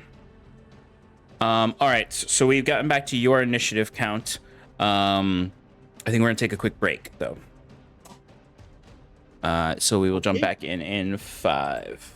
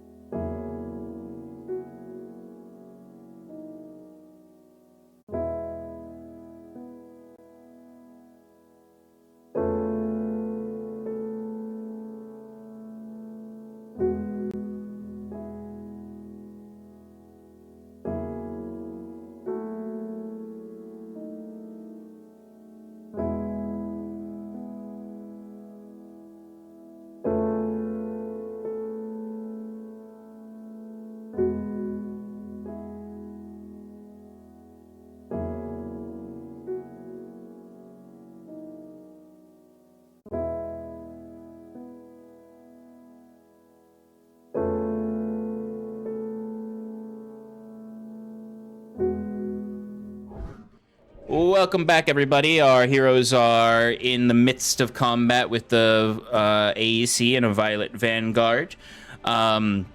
It's a bit of a, like, give an inch, take an inch going on right now. Very much a, like, back and forth with what's going on. We just ended with the Violet Vanguard's turn, which means it brings us to initiative count 20 with Fyrn up. And then after Fyrn's turn, there will be some other stuff happening. Fyrn, you're up. So the Violet Vanguard just cast Blur on himself and backed up against the wall on the opposite side of the street. You're on the balcony. You've got the Invoker and the Sniper to your left, an Invoker right below you, and 2 Enforcers on the other side of the street as well.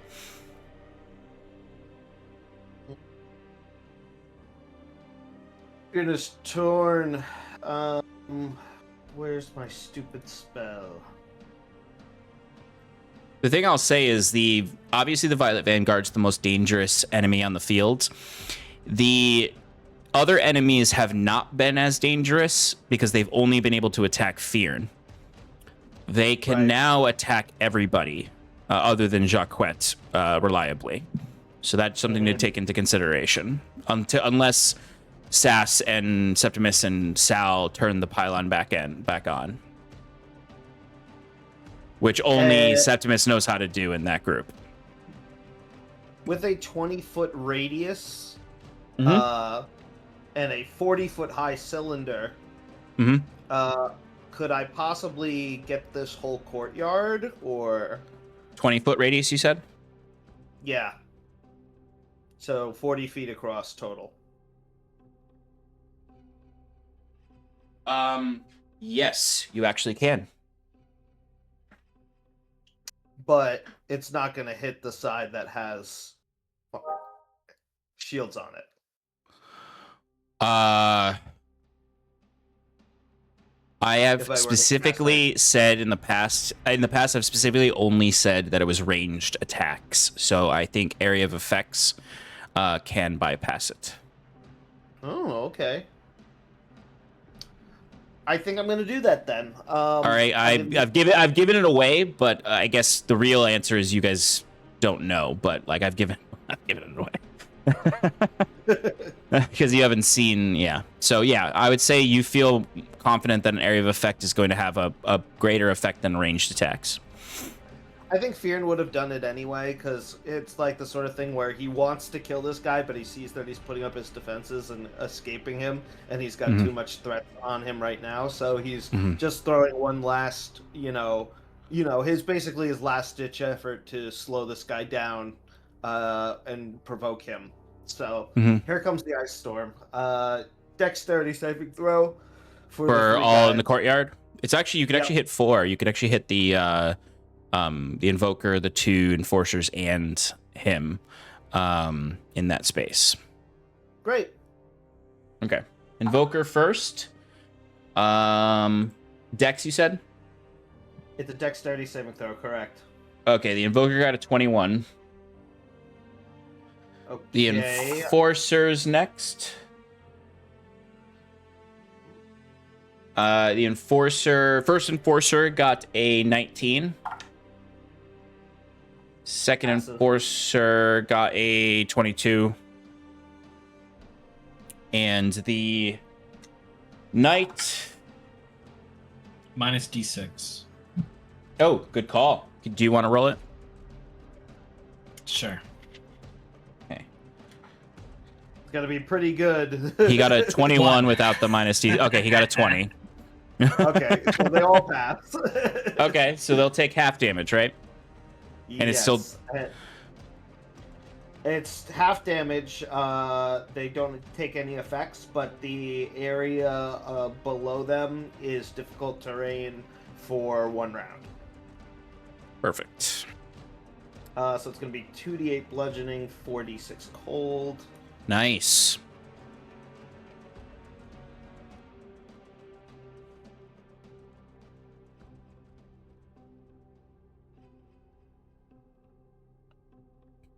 2d8 bludgeoning was first?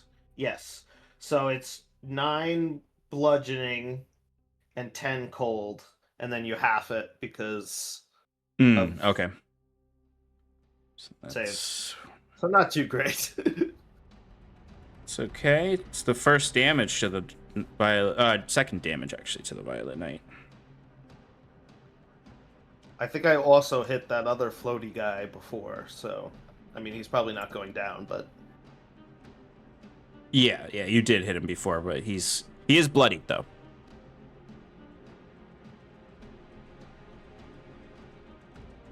all right, and then Fyrn's gonna focus his attention towards. Maybe I should just come down. If I were to come down, could I possibly do some acrobatics to like jump on the like little post that's like halfway down to like slow my fall? I 'Cause there's, mean, like, a little thing there. you mean the lantern post? Yes. I'm going to say no because you are a giant barbarian and it's just a little wooden post with a lantern on it. What if I just hung from the bottom, like if I jumped off and like grabbed the ledge that I was of the balcony? It would reduce the amount of fall damage you would take, but not really because you're 15 feet up. You're 1d6 fall damage basically. Steph, you look like you got a thought. I was just gonna say, why don't you just climb down like a normal person? Actually, you could use, because it would be difficult terrain. You could climb down because it's 15 feet, so you can get down just by climbing. But you wouldn't have any movement left. You'd be right next to the invoker there. If I climb down though, that's my whole. Oh, it's not my whole movement because I have dash action. Oh, you're haste. I mean, You're also hasted. Yeah, that's what I mean. Okay, so I'll safely go down to that guy. Mm-hmm. I'd love to see it. And then I'm going to. I have a second attack from haste. Mm-hmm. So I'm going to use that on this guy. The invoker, excellent. This one is the bloodied one. Okay. Yeah. Sass, you're on deck. Yuck. 16 to hit. That will. Let me see. He will use shield.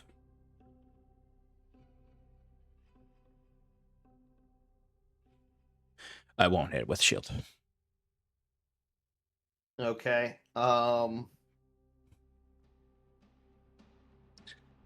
With the rest of my movement, I climb back up. No, I'm kidding.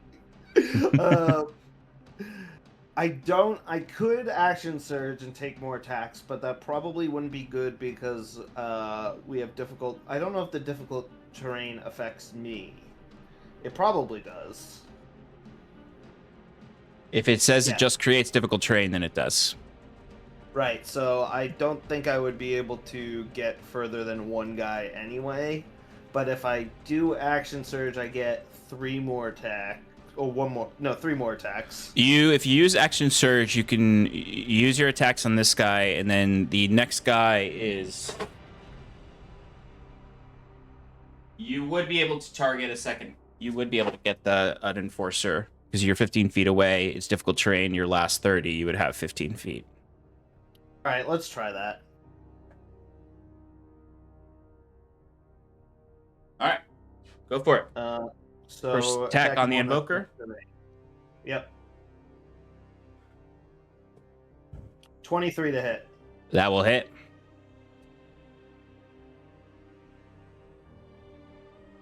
$18 bludgeoning.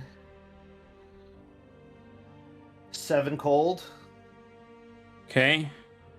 He is still alive, just barely. Okay, Constitution saving throw. Mm-hmm. He fails. All right, I attack next time with advantage. 24 to hit. That hits. Do I have to roll damage? Yeah, roll just in case.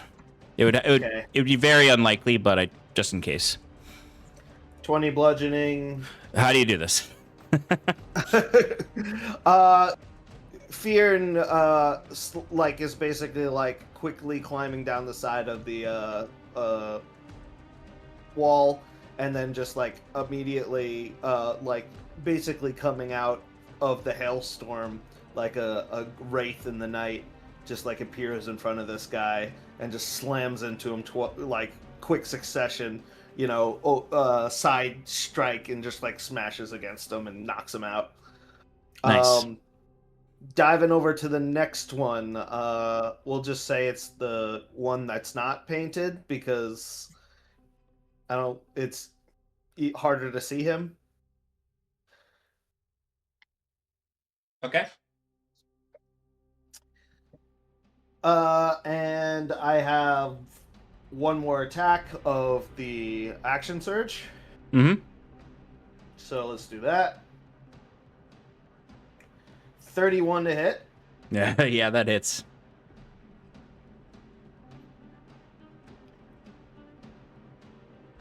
Make him roll a Constitution saving throw while I'm rolling these. He got a 19. That is the save, so he stays up.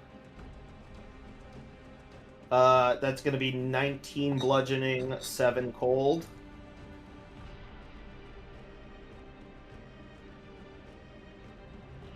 And I could use my bonus action because I killed a guy within this turn to make another attack. This is at neutral. 29 to hit. Yep, that hits. 21 bludgeoning. Could I proactively say that I used Green Flame Blade because that was always the plan? Please?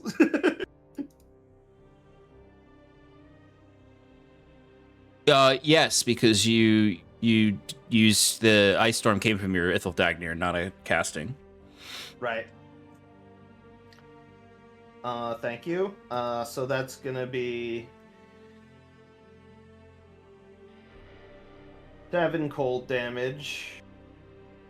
And ignore that first roll because it was the Booming Blade, not the Green Flame Blade. So it's 10 Green Flame Blade damage to the guy that I'm hitting. And then it bounces to the other guy? Right. Did you get the bludgeoning damage from that guy too? No, you only said the cold. So it's 21 bludgeoning, 7 cold. Oh wait, no, I'm sorry. I did get the bludgeoning. Okay, just making sure. So it's gonna be 7 to the first. 10 fire to the first guy. I think you already got. Yep. And then the second guy gets a 1d6. Is it 2d6 or is it 1d6? I don't know how Green Flame Blade works.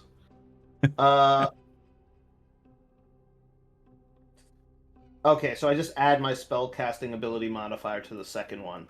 So that would be spell attack. Is that what that is? No, your modifier would. So it would just be +1 then. So it would do 11. Okay. All right, nice. Very nice. All right. That's the end of Fyrn's turn. Yes. Okay. First thing you notice is a hail of arrows comes from the fort. It doesn't hit anything because of the pylons, but they did fire it off. And bursting through the door on the right side is a cluster of 8 of Alumno Defiance fighters. So I kick a bunch of shit all over the place.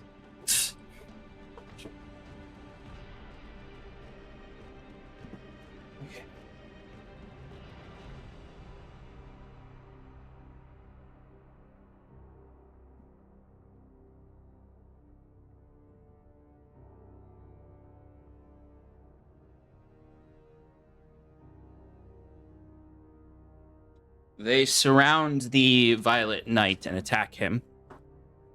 Yeah, fuck him up. Let's see if they can hit him.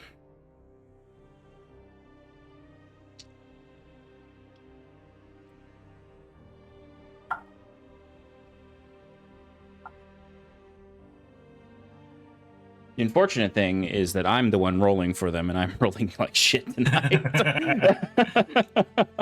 Uh-oh. As he's parrying their attacks, but they do have him surrounded right now. And it sounds like there's more AEC inside the building who will come through as the fight goes on, including Hastings will eventually join the fight. Beautiful. All right, Saskia, you are up. I am. Okay. I am going to use my bonus action to cast Tasha's Otherworldly Guise, one of my Mystic Arcanums. And I'm going to select the lower planes, so I am immune to fire and poison, as well as the poison condition. Spectral wings appear on my back, and I'm gonna fly up 40 feet because I'm not protected by the pylon anymore. And then I'm going to how does the enforcer looking next to Septimus? How is he looking? You muted. The one next to Septimus is bloodied. Great. I don't remember what we said. Do I have to say all three before I shoot? Yes. All right, I'm gonna do 2 on that one and 1 on the pylon cart. Okay, go for it. Okay, 30 to hit. Mm-hmm. Can't shield that, baby. 12 points of force damage. Okay. Still alive. Ah, balls. I don't think a 14 is gonna hit. 14 is not going to hit. All right, well, this one goes to the guy on the cart. 27 to hit. Yeah, it'll hit. Nice. 15 points of force damage. Nice. And just you probably already know this, but you do have that. Do you have the repelling blast feature to your Eldritch Blast where you can push them? I know it's not exactly useful here, but just wanted to check. Do I? It'll be in your invocations. She does. Okay. Thanks. So Used if it multiple times. yeah, you've Yes. definitely used it before. If at any point you want to push them with your Eldritch Blast when it hits, you can. Okay. It's not going to do much here, but just in like Well, future. I mean, you could just push them if you want. Yeah. Well, that first one that I hit, can I push You him wanna push him from away? Septimus? Yeah. Yeah. Where the hell is it? Septimus, And your if you Eldritch would, invocations. Yeah. Yeah. That's what I'm looking at. Oh, there it is. the reason that I bring it up is because they are moved out. You can get opportunity attacks with this. There you go, Steppy. So Septimus, you can take an opportunity attack on the guy who just got pushed. Okay. Didn't know that. I'm eating a cookie. Yum.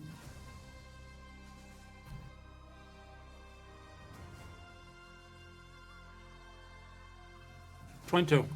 Hell yeah, that hits. Nice.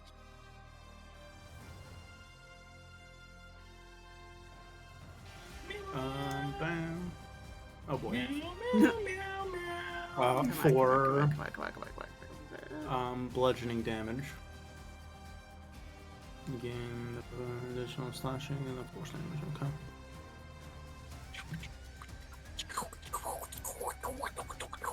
So 4 bludgeoning damage, 4 slashing damage, and Jesus Christ, 1 We didn't cure hepatitis. force damage. I said there's never a cure for it. Clearly not. We Just treated trying to it, even the came odds back a little. tenfold. What was the last damage? 1 force. Okay. Okay. Excellent. That's it for Saskia. Septimus, you are up. Wait, can Sal get an opportunity attack on him too? No, Sal was 10 feet away. Could I have also pushed the guy off the cart because that one hit? Yes, you can. Thank you. How many people around me again?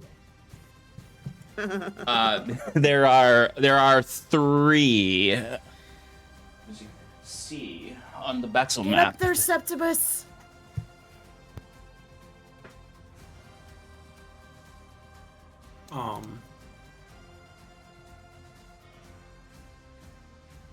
Where is it? Yeah, that's what I should have done last time. I'll do my spirit guardians. Ooh, love a spirit guardian.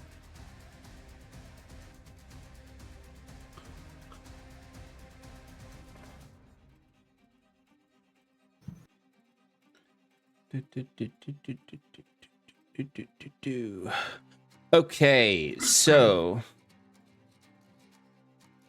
it is, what is the range on it? It's a 15-foot 15 emanation. feet. Okay, excellent. All right, so if they end their turn in your space, you will deal some damage. Okay. Well, he's doing immediately. No? Any other creatures? Oh yes, because whenever it because it's whenever it enters their space or when they end their turn there. So they'll make the wisdom save. It's wisdom saves right away. All right, let's do it. First one fails. Second one fails. Third one gets a 24. So the third one passes. Okay. The other two, we'll take 10 radiant damage.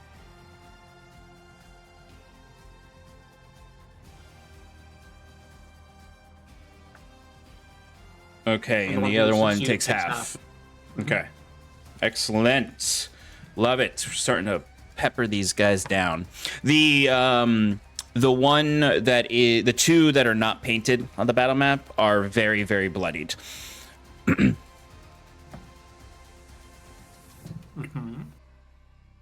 Just flick some red paint on them.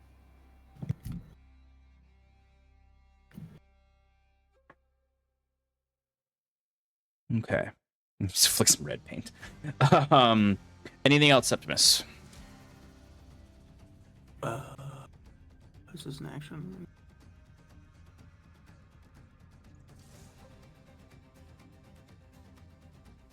Yeah, when it. Now, if I'm not mistaken, I can healing word myself. Yes. Yes, because the Spirit Guardians from is the Cinders of Fate, correct. not a spell Correct. slot. Correct. So you can healing word yourself. Yes. So I'll level 4 healing. So a little hurt.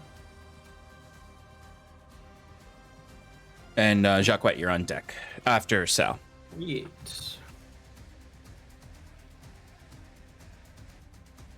Come on. There we go. Okay. All right, and Sal is up. How far is everybody away from Sal? As far as the rest of the party or the enemies? Or the enemies. So there's one within melee range of Sal. How far are the others two? One is 15 feet, one is 20 feet. Oh. Okay, well, he's gonna punch the close one then. Okay, go for it.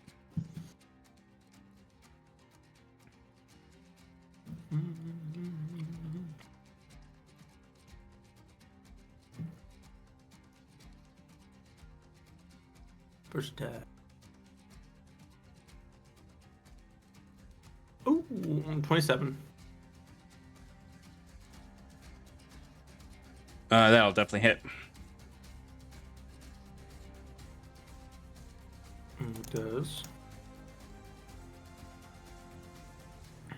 7 plus 12 force damage. Okay. All right. I have to amend one of my statements. The one next to Sal is not very bloodied. He was just bloodied. Okay. But second attack. Yep. I was looking at the And damage there for she is. Nat 20. No, nat 1. Oh.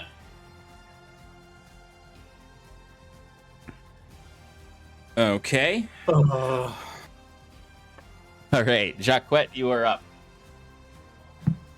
All right. If I move to the edge, can I shoot at the guy? The Violet Knight? Vanguard. Yeah. You can. He will just have half cover. Why? Because I told Fyrn he would have half cover from the people above if he was at the wall itself. What if I climbed over the edge? Then you will not have then he will Cool. not have half cover. So Jacquette will climb over the edge to fire down at him. If I take the hide action while he can technically still see me, would that give me the advantage before? Yes. Okay, so I'll take the hide action or hide bonus action before I go over. Wow, cool. Nat 20 for 35. Yeah, and I'm allowing that because he's distracted by the Alumno Defiance because you are leaving your cover to attack him. Right. And then I will fire down at him with advantage. So that's a 30 to hit. Absolutely hits. Can't shield that. All right, I'm gonna proc the dazing strike module. What kind of save is that? I need a DC 16 con saving throw. So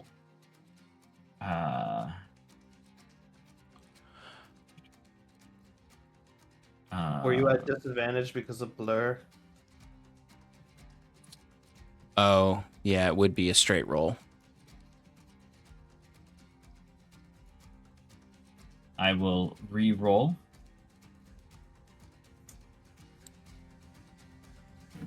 For a 19 to hit. 19 won't hit. Sorry. Clayton. Sorry. Only I'm allowed to yuck someone else's yum. I'm sorry. All right, I climb back over and I end my turn. I know. Yeah, quite just fell off the side too. Oh wait, that's a dirty 20. Does that change it? Yes, that will hit. Oh, thank God. I hate how you can't like load magical ammunition in. So yeah, always... so it doesn't. The rolls don't match the magical ammunition. Right. Let me roll Okay, his so- check. So everything stands. He fails the. It was a con save, right? Correct. 16. Yes, he fails that with a 9.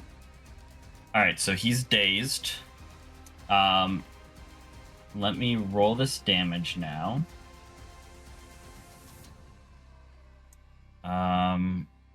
He's not bloodied yet, is he?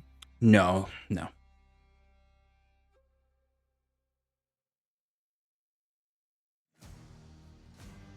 He is engaged with allies, though, so you do still get the sneak attack. Right, I'm thinking about using another sneak attack ability. I'm going to also ask for another con saving throw, DC 20, as I try to poison him.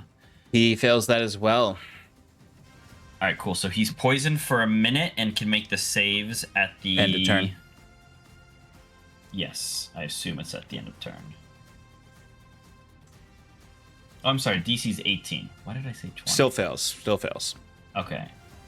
Yes, end of each turn. Okay. So that is... Wow, I'm rolling like shit on damage.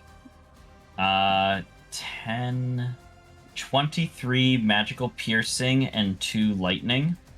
So 25 damage in total. Okay.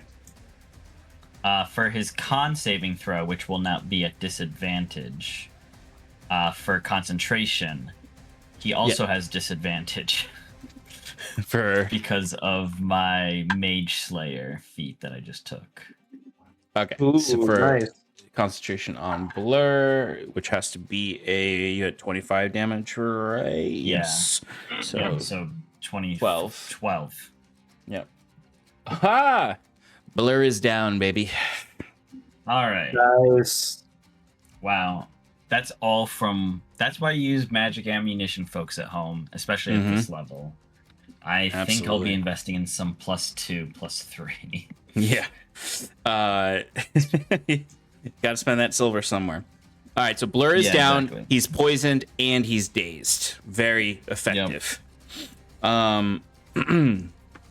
All right, Jacques, Okay. we'll move back up to be next to this fucker, and just like invisible into the ether. Jacquet's like kind of just leaning against the railing, looking at him, knowing he can't see him, and goes, "See, now that's how you be an arcane sharpshooter. You could probably take a lesson or two from me. Don't worry, I'll teach you if you survive this." Do you actually say that? Yes, 100%. I love it. Because this guy is literally like pointing this like limbless crossbow down, like panicking because he's like, who the fuck do I shoot? There's pylons everywhere. And then he like sees Sass and he points his crossbow at Sass, then hears you say that and freaks out. I love that so much. The great thing is he'll have disadvantage because you're within melee range. Exactly. All right. End of Jacquet's turn. It is the Invoker's turn now. Nah. There's only one Invoker left. Good job, Fyrn. Killing all the mages by smashing them up. Okay.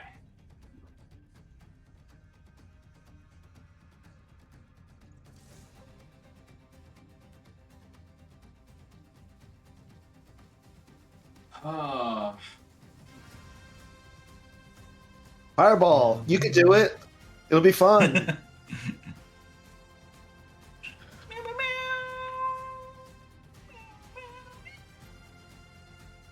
So isn't that building on fire? Yep. Cool. I forgot about that. So he's not gonna go there.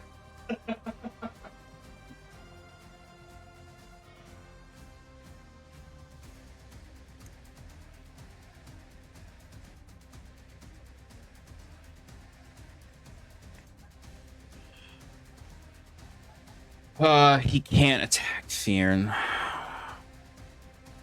He got kited. He did, but it means he can attack the rest of the party. Sucks to be them. But does he want to? Yes. I am going to roll to see who he attacks. 1 to 2 is Sass. 3 to 4 is Septimus. 5 to 6 is Sal. Saskia it is. 40 feet up, if that matters. It doesn't, but you do get more AC from that, don't you? I do, I get +2. That's good. So you Is need that a 20. concentration spell? It is. Oh, you fall, that could kill you. Yep, sure could. Sure could. Does a 19 hit? Nope, not with this Tasha's. Okay, second attack will miss as well. This guy used all his magic on Fyrn too, so he can't even... Well, he could fireball you, but he's just going to use regular arcane bursts. He's already committed. Nat 20. Cool. You just don't roll damage. I have 17 health. Oh. Am I within 60 feet of him? You are within 60 feet. All right. What's it called? Silver barbs. Thanks. Sure, if that's what you want to call it. Spell Who's where I next hit in my hand. initiative? Next on initiative is Fyrn. All right, Fyrn, you have advantage on your next attack ability check saving throw. Thank you. And then the last one, I think, is going to miss with a 16. Yup. All right. Good use of silvery barbs, because that would have been Thanks. immediate death save from the fall. Yeah. All right. Evokers are done. Trick shots are, arcane snipers.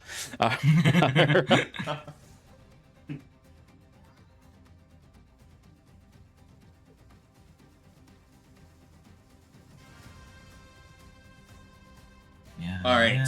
One is going to target Sass. He's going to have disadvantage because Jacquette's within 5 feet of him. Actually, I'm not going to let a taunt go undone.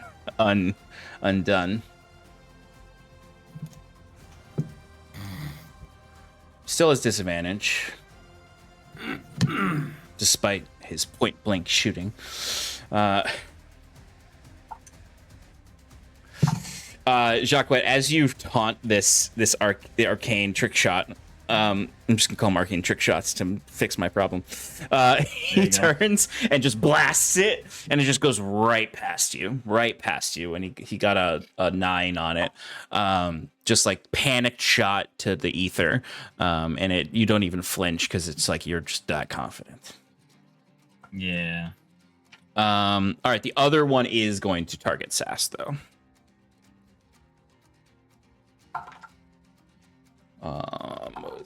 He's gonna use his last exploit opening for a 24 to hit.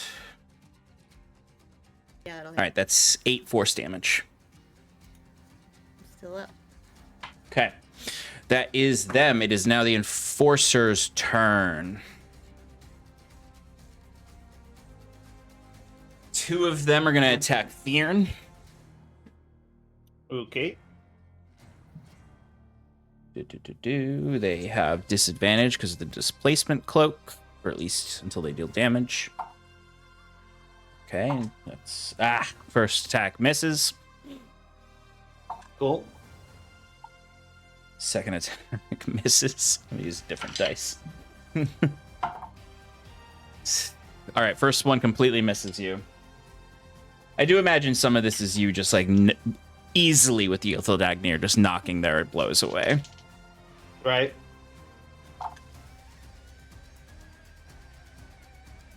Misses. I'm like desperately searching for other dice. I know it's not how they work, but Bring them all on. All right, finally something that might hit. 21. No. These 2 guys have landed 0 blows. Actually, one of them hit you with the opportunity attack. All right, that was earlier. All right, down here.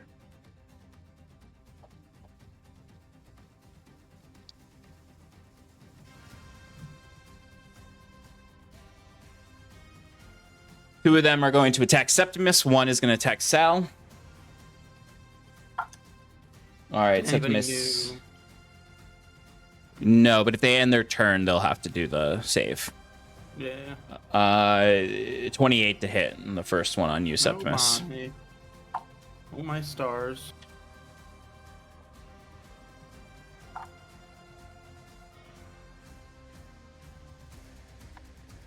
$18 force damage on the first one. Second attack misses with an 11. Yeah, that's right. Third attack is a 14, which will miss as well. Second Enforcer on you. First attack is a 16. Which I think misses. 22. That hits. But, hold on. No, Fire Shield doesn't do what I thought it did. Never mind. Okay. That is 20 force damage. Oof. And last attack on you is a not gonna hit. All right, Sal. Okay. Sal, first attack is a 27. That'll hit. Okay. Sal takes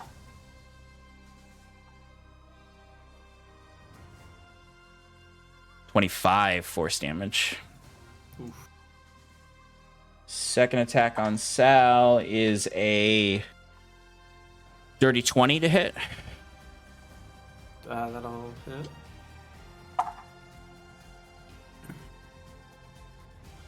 $19 damage, force damage.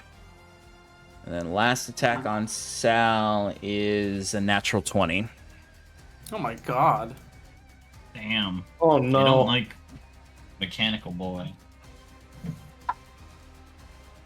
So last one.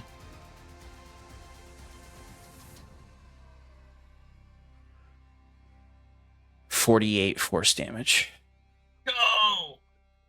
He's still fucking chugging along. But Good thing he healed himself. Yeah, it was nearly max damage on the second die roll there. Okay, that is all of the enforcers. It is now the Violet Vanguard's turn.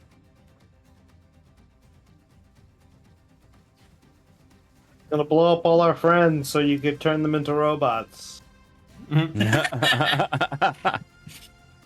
Well, he can only do one thing this turn. Action, bonus action, or move. Correct. And he's in 20 foot. difficult terrain. Yep. And his name is Linus, so that sucks. Alright. That's gotta impose disadvantage or something. It's actually a name of respect in Halcyon. Fyrn, I need you to give me a Constitution saving throw, as he's going to cast an area of effect spell. You have We love advantage. those.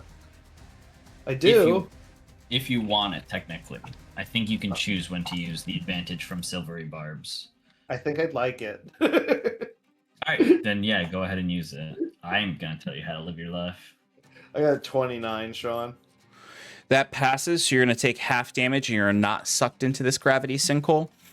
Two AEC members, though, are mangled by the gravitational magic and are ripped towards the center and do die. Whoa. AEC or Alumno Defiance.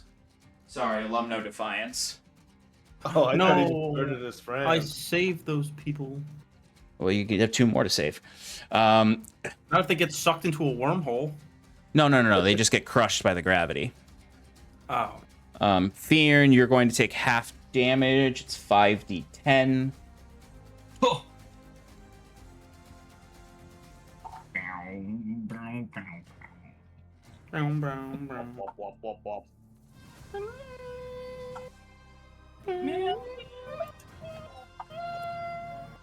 So it's 42 damage, half to 21 force damage.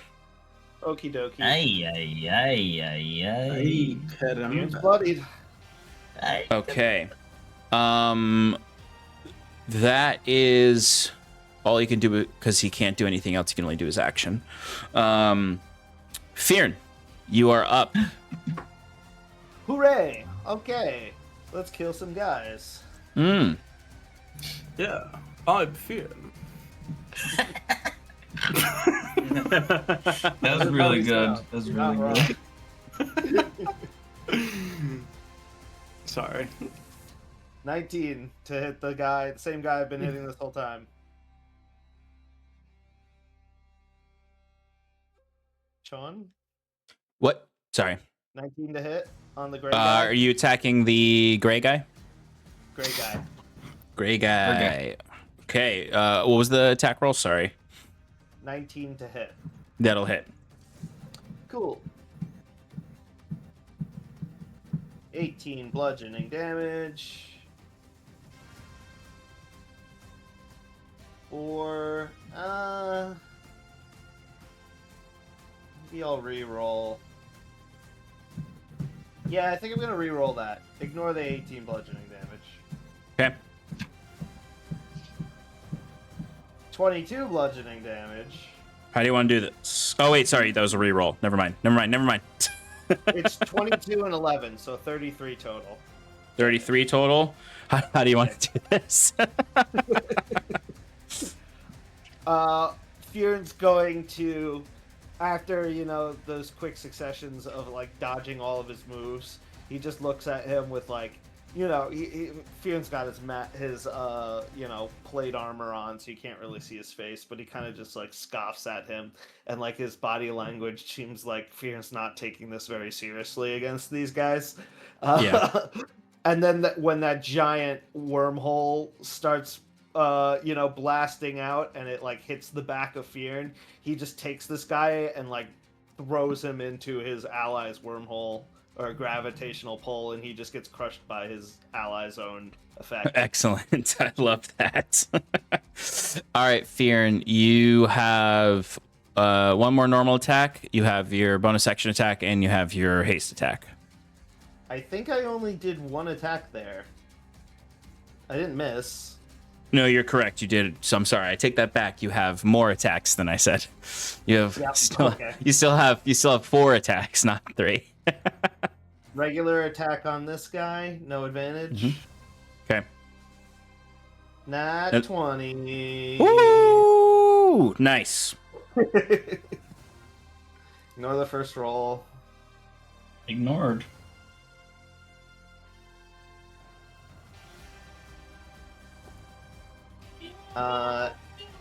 18 plus 24 bludgeoning damage,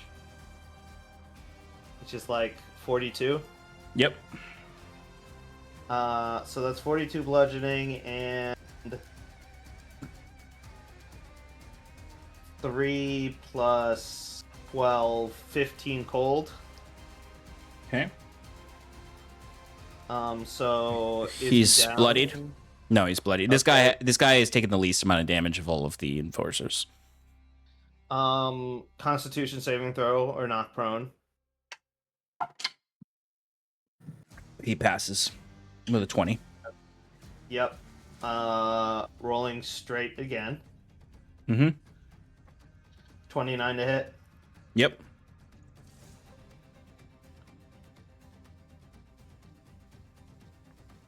Whoa, that's the first time I saw that.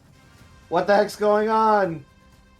The D6 landed on top of the D20, and now it's just spinning endlessly without landing on the table. I've broken physics. Oh, there it goes. 13 bludgeoning damage. Was that? Hold on, let me just double check that. Yeah, it was 13 bludgeoning. And 8 cold. All right. He is very bloodied. Another Constitution saving throw. Fails. Okay, he's prone. This is my haste attack that I'm hitting him with now.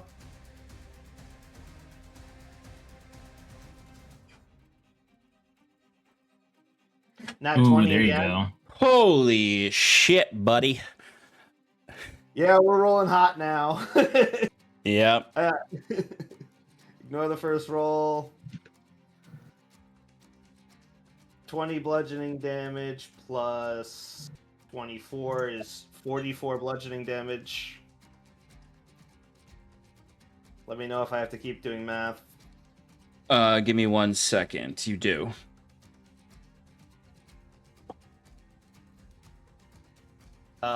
So that was 6 plus 12 is 18 cold.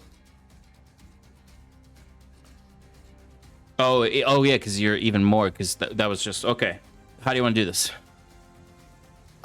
So I think Fyrn's having the pressure of the gravity on him as he's just wailing at this guy, and he has basically he breaks through his defense with one swing, and the guy collapses over and falls to his knees, and Fyrn's just feeling this immense pressure on his shoulders. Yeah. And instead of swinging, because his weapon's heavy at this point, he just grabs him by his foot and just does the same thing that he did to the other guy and just flings him behind him back into the thing. And he's like there's like a moment where he's like suspended in the air and still okay. And then once he hits that field, he just slams to the ground. I love it. I love it. And I love it because I also imagine Fyrn is like holding himself up in the pole of the gravitational field the entire time. As Fyrn, you've just like done like a fucking death plow through like 4 or 5 guys in the last 2 turns. Yeah. And it's not over yet, Sean. I used Honestly, the rest of my movement to go to the next guy. Just to be clear, on that guy, he started that round with only 20 damage dealt to him. You dealt over 124 damage to that guy. You'll love to see it. So I do have a bonus action attack. You can attack the Violet Vanguard. I think that's the plan.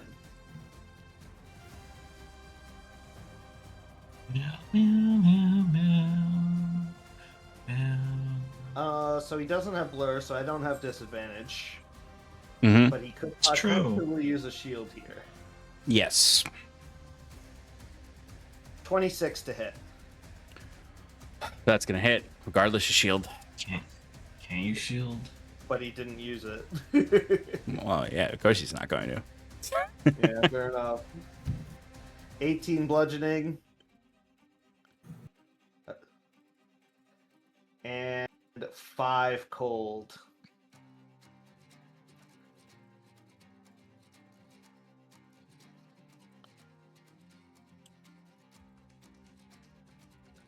Okay, he is still up. Okay, And he's that's not. still He's not going at bloodied. Yeah, he's at 1 stack of Ithildagnir, so he's slowed by 10 feet.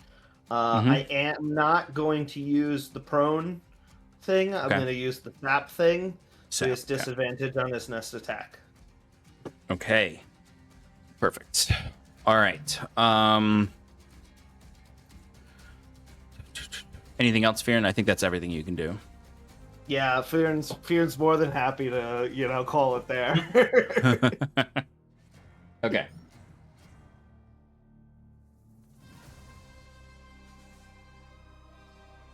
All right. It is the Alumno Defiance's turn. Yay.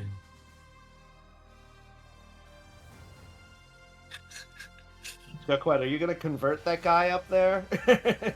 I was thinking about casting suggestion on him and just being like, you want to go home and rethink your life. But if these guys kill him, all the better. All right, so 2 guys are coming up to attack the arcane trick shot. First one's gonna hit. Second one is going to hit.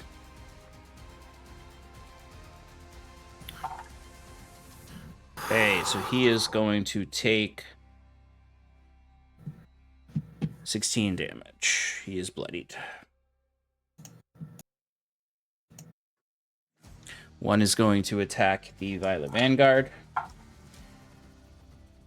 which will not hit. All right. All right. Saskia? Shannon? I don't know if you're there. While she's thinking about that, did the people still in the circle at the end of their turn take damage? No, let's do that while we're waiting. First one gets a wisdom save. Gets a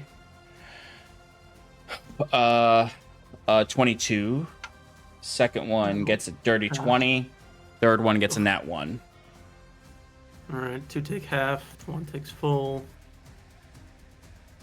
11. 11. Okay.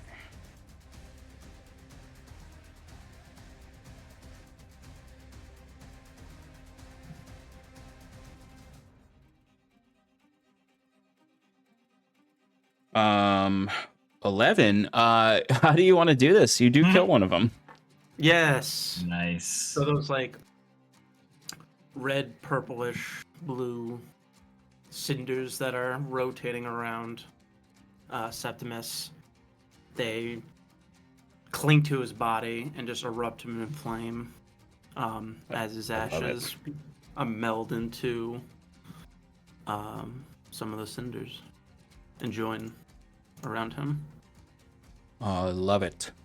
Okay, so while we're waiting for Shannon to come back, we'll just do Septimus's turn since he's next. So Septimus, you can go ahead and go. Well,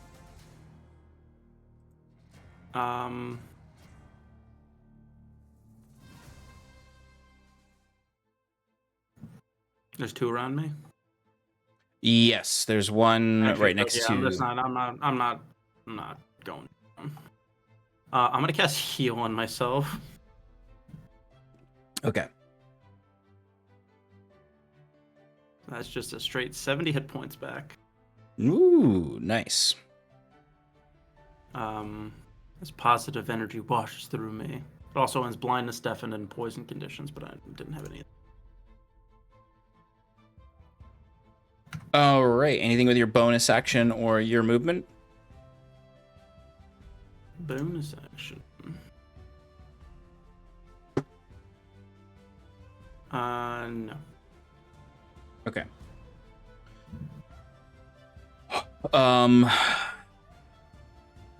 Jacquette? What about Sal? Oh, sorry. Forgot about Yeah, Sal. what about Sal? Yeah. Sal gets to go. Those two enemies, are they both within 10 feet or no? There's one within 5 feet. The other one is 10 feet away. Okay.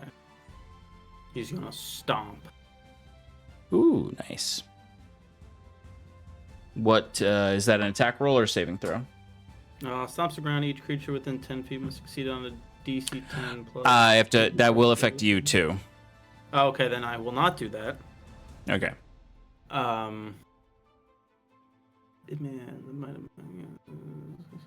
Okay, well, he's just gonna attack the guy next time. Okay. What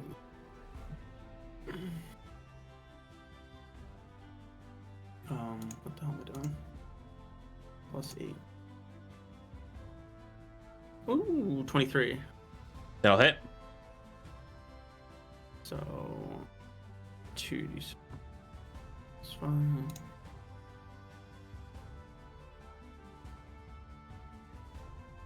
$11 force damage. Okay. And he's gonna put Machina's might into this. Nice.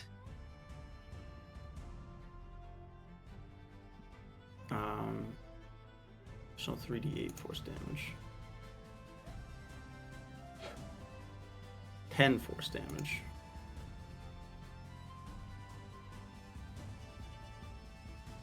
Okay. And needs to make a DC for strength saving throw.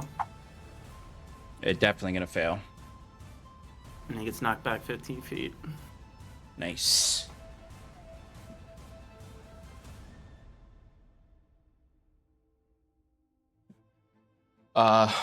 If you would like, Sal could take an opportunity attack on him. Sorry, I need to clarify something. I don't know who said this yesterday, because I have words to say to them, but it's only when a creature uses its action, bonus action, reaction, or movement. And I think there was a confusion about the reaction part. Yeah. So never mind. Forced movement does not. Yeah, I was about to say that doesn't. Yeah, that's fine. Fair enough. All right. That is everything for Sal. Would Jacques White, could you potentially do Sass's turn? Yeah, you're so Yeah, good at sure. it. Thanks. I think it's gonna be a nice, easy, breezy, 3 Eldritch Blasts. Yeah. Mm-hmm. Just re-evaluating my targets. The Invoker that's up on the balcony area, are they bloodied? Yes. The Okay, Invoker is I'm gonna- bloodied. The unpainted Enforcer in the bottom is bloodied. The painted Enforcer is not bloodied. Okay, I'm gonna go after that Invoker. Okay. Excuse me, Saskia will go after that Invoker. All 3 Eldritch Blasts are gonna Sweet. go. What's her modifier? Plus 12. 26 to hit. Absolutely. I'm just gonna roll all the hits. Yep. 24 to hit Hits. and 27 to hit. All hit. All right, so it's gonna do a total of 35 force damage. 35 force damage to the Invoker. All right. Hate to take it away from her when she's not here, but how does Sass kill this guy? Yeah, she's just, she's pissed off. She's very, very, very, very, very, very, very hurt. And Yeah. she's just flying up there and she just does the usual, like, fucking die already! Only in her voice and not And she like does slipping it- into Jacquette's voice. she does it in Jacquette's voice. Yeah, of course. And just obliterates him. And then she is going to move up. Does she have? She's got. She's more flying. movement speed. Yeah, she does. She's 40 feet up from where she is in the battle map. She's got 40 movement speed. So can she fly with 40 movement speed up to that arcane trick shot Oh yeah, on the definitely. balcony? All right, cool. So she's gonna go up there to impose disadvantage on any of his bullshit.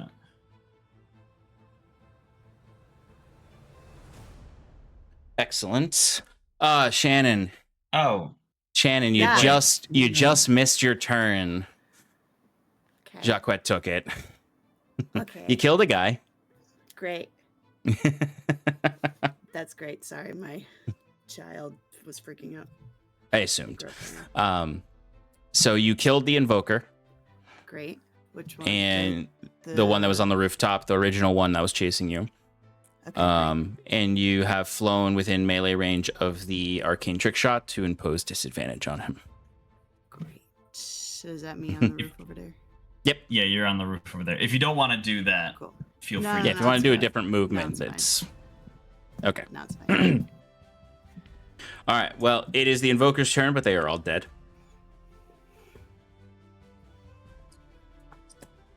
All right. So it is the trick shot's turn, the arcane trick shot. Wait, where's my? Did I? Oh, you did do your. You did. No, I didn't do your turn. No. You're correct. You're correct. Okay.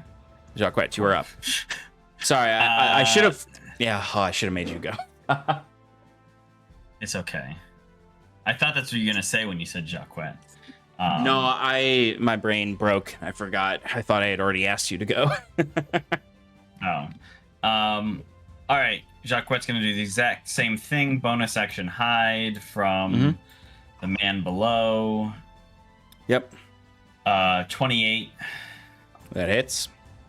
All right. Then gonna lean over and attack with Samari. Oh, I'm sorry, not hits. That succeeds on the stealth. Yeah, that's fair. 30 to hit. Yep. All right. Nothing fancy here. We're just trying to kill this guy.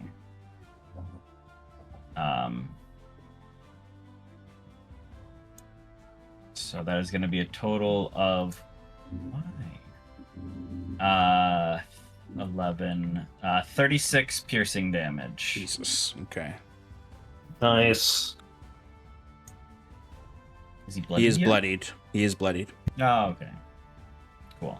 And then just moves back up, and then turning to the Alumna Defiance members that have appeared but can't see him, Jacquette goes, you guys have finally arrived. Thanks for the assist. We could have handled it. But not really, he says under his breath. Excellent. Okay, now it is the arcane trick shot.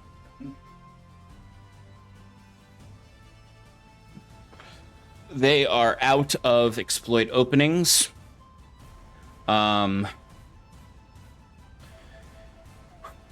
They are both going to use their point blank shooting ability, or utilize the point blank shooting trait.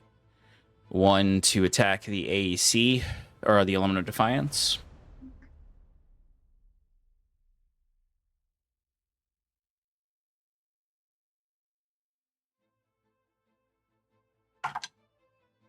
Oh, and they missed the Element of Defiance. The other one is going to use it against Saskia.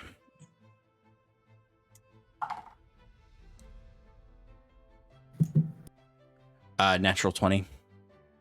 Oof. Silvery barbs. Okay. Fyrn, advantage on your next whatever. Thanks. It's still going to hit with a 25. Okay. 8 points of force damage. And in addition to that... Doesn't matter, I'm down. Okay. So, well, thankfully, Jacques landed you, so you don't fall and take damage Right. that way.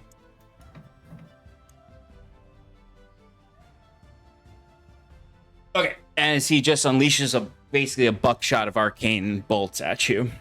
Before I go, I just want to look at him and say, "Fucking do it." And he turns and does it. And doesn't. He is scared though, because you are in this like otherworldly Yeah. form. When you say that, you're in like your demon form. Yeah.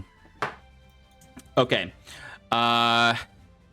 Enforcers are up.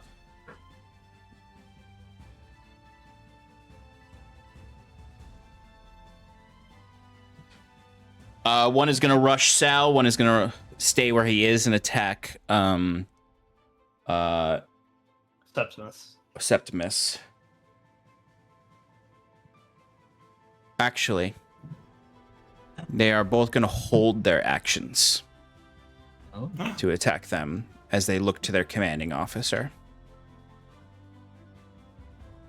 On the Violet Vanguard's turn,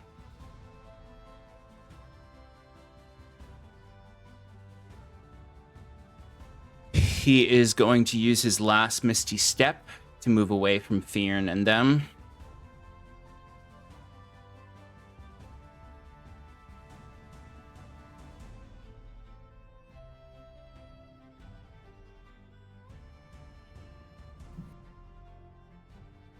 He's going to look at Septimus and Sal and say, "Die with your mechanical pet." And he's going to cast Tether Essence between the two of you. So I need both of you to make Constitution saving throws. Sal and Septimus. Come on. Wait, I'm gonna roll advantage on that with a luck point. You did reduce his movement speed, right? He Misty stepped. I'm sorry, but you do have disadvantage on this. How dare you? Yeah. Oh, it's a 14 then. Okay.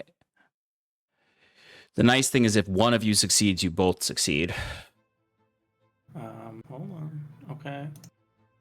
So has disadvantage too? Yes. Oh, 2 16s.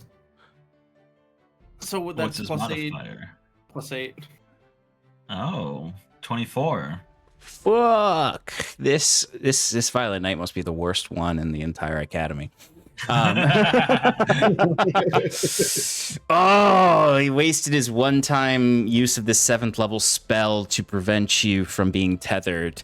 He fails. What would have happened is that you would have taken any damage dealt to you would have been dealt to Sal and vice versa. The Violet Vanguard's held attacks are still going to go, but they are not going to deal excessively more damage based on that.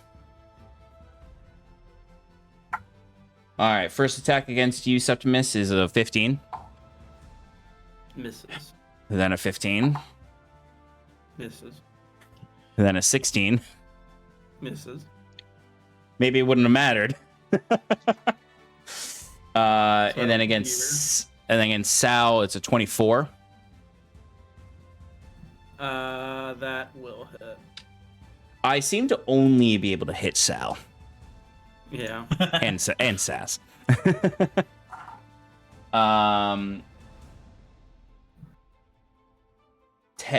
15 force damage to Sal. Sal breaks apart. Okay. Sal crumbles to the ground.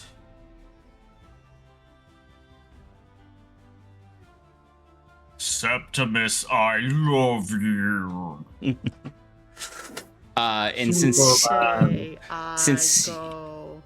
and since he held his action to do that, he can't use his movement now to do his last two attacks on you, so they're wasted. Yeah. Yeah. Serves him right. Piece of shit. Fucking jerk. Dumbass. The Violet Vanguard actually finally seems nervous. You can't see his face, but he is kind of like moving jittery because all of his big moves have failed in a lot of ways. And this was kind of his like final kind of like, I'm going to take out two guys at once move. He's bloodied, but he's not like near death's door, but he is rapidly losing allies in this situation. Fyrn, you are up.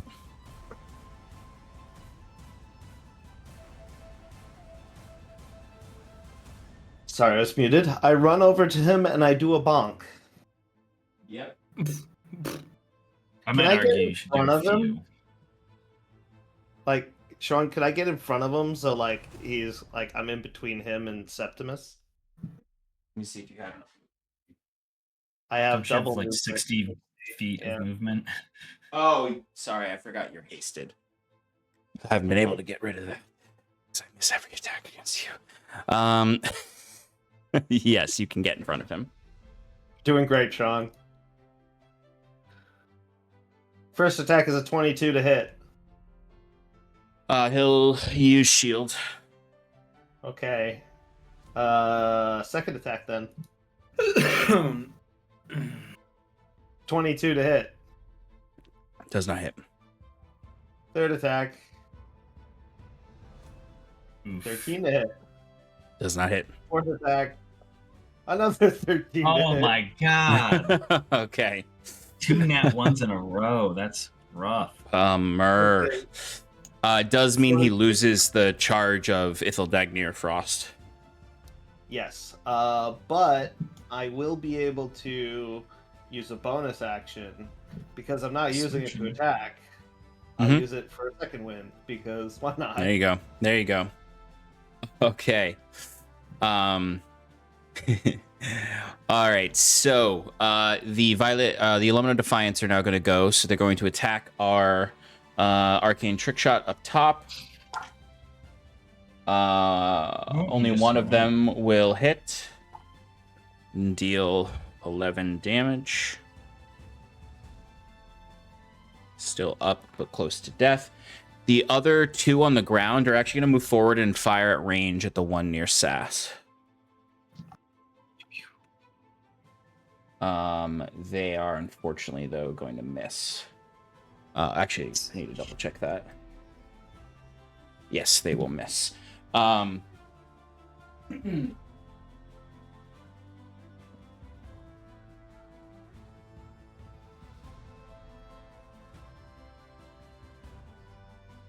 But stepping out from the building is going to be Hastings, who is of course, going showing to up when the hard work's all done. he's gonna show up. He's all the swagger of a pirate captain too, as he steps out with his pipe in his mouth, and aims a brand new flintlock pistol at the back of the head of the Violet Vanguard. Unaware of the shield. It would have been funny if he bought his old pistol back because we sold it. Did you guys sell it? I thought you guys attached it to Septimus's third arm. We did. Oh, okay, never mind. And probably maybe because of Jacquette's mockery, he misses. Oh, sorry. Were you trying to do a thing down there? Smoking kills. You see, he just like it's like an anime character man. He's just like stomping on the ground. He's like, stop belittling me. I'm a captain. He's like, my Captain cool of entrance what didn't ship? work. Okay, Saskia, give me a death saving throw. I'm sorry, Fyrn, you are up. No, Fyrn, you just went. Saskia, give me a death saving throw. Sorry, guys, it's late. Okay. Oh, Oh. Natural one. It's 2 death saves. Septimus, where are you? Septimus, you're up.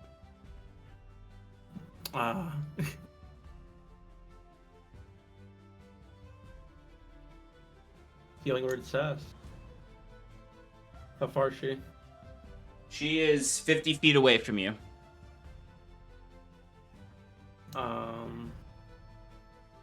I can healing word her. Yes.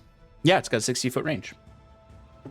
I know. I was just making a statement. I wasn't asking a question. Oh, It sounded inquisitive. it did.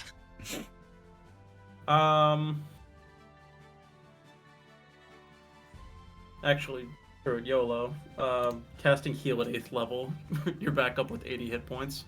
I said, thank you.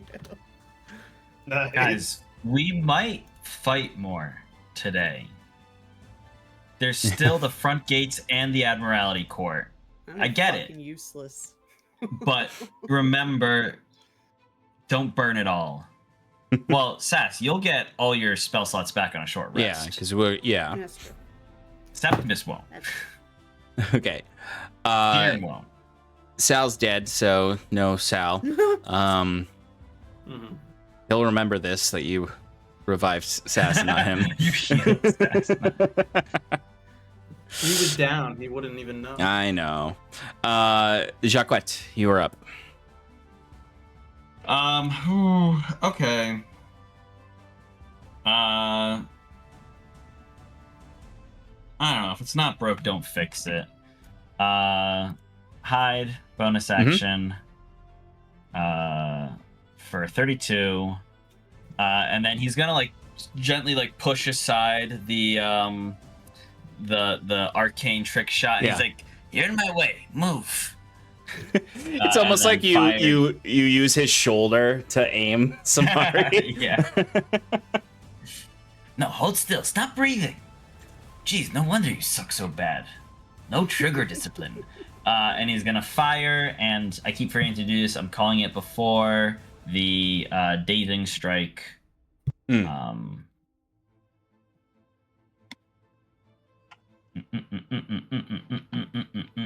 28 to hit. No, 29, just in case. That will hit, and he does fail the dazing roll. Okay. Also, I keep forgetting he's technically poisoned still, and he gets to make that save Yes. at the end of his... Yes, correct. thing. He has It not hasn't used come up. anything. That's why it hasn't come up, Right. he hasn't used any attacks. I'm just gonna roll for his last turn, but he failed. So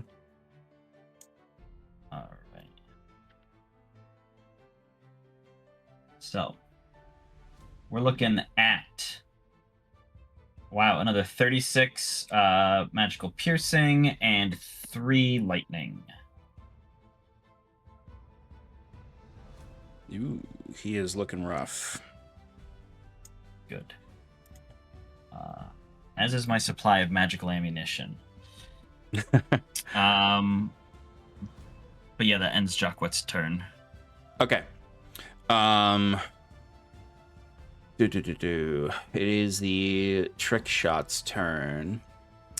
Yes. Stefan, how long does the advantage that I could impose on something from Silvery Barbs last? Because I forgot to You use it used- last round. You It used Silvery lasts- Barbs twice. So you're supposed to use it. It's your next attack opportunity, or next a D20 test. It does specify next, but it would otherwise last for a minute. Okay, I forgot about it. So don't worry about it. Okay. All right. The trick shots. One of them is going to attack the guys in front of him. He's going to hit. Okay.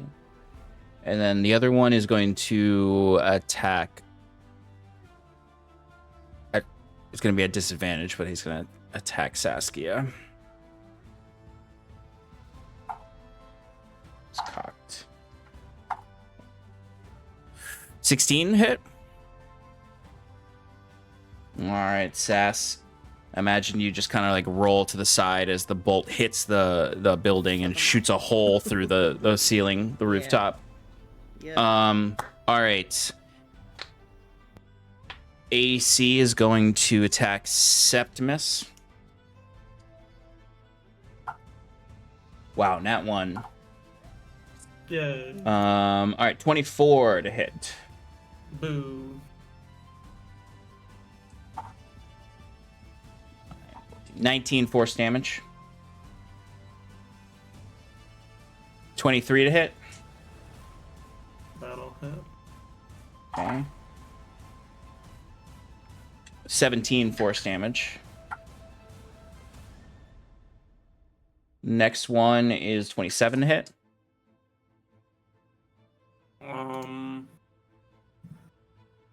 I mean, it hits, but Yeah. luck point. Roll again. Okay. 26 to hit. Okay. 13 force damage.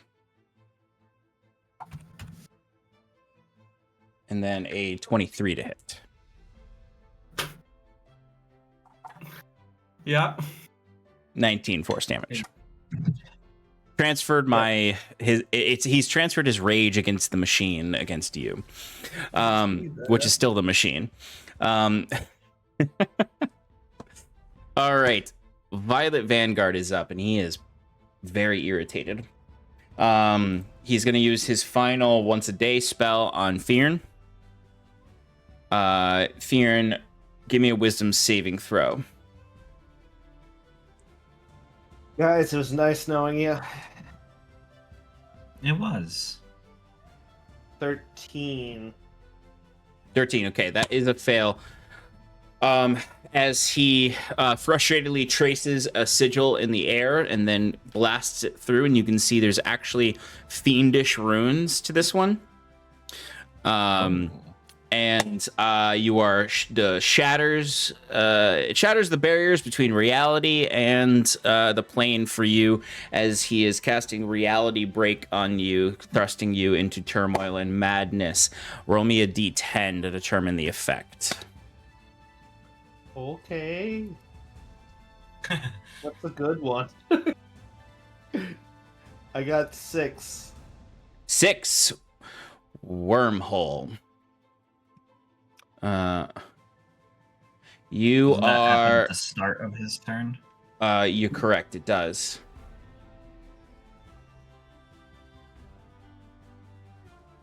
Yes, sorry, this happens at the start of your turn, Fyrn, which is next. So Fyrn, There you go. you are teleported 30 feet away from him, and you're going to take 10d12 force damage and be knocked prone. Okay. That's a lot of damage. Yeah.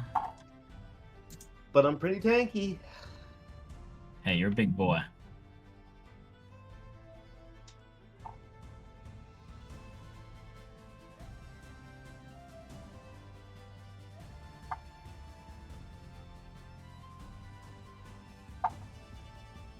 D12. That could be really bad. Could be really good. It is swingy.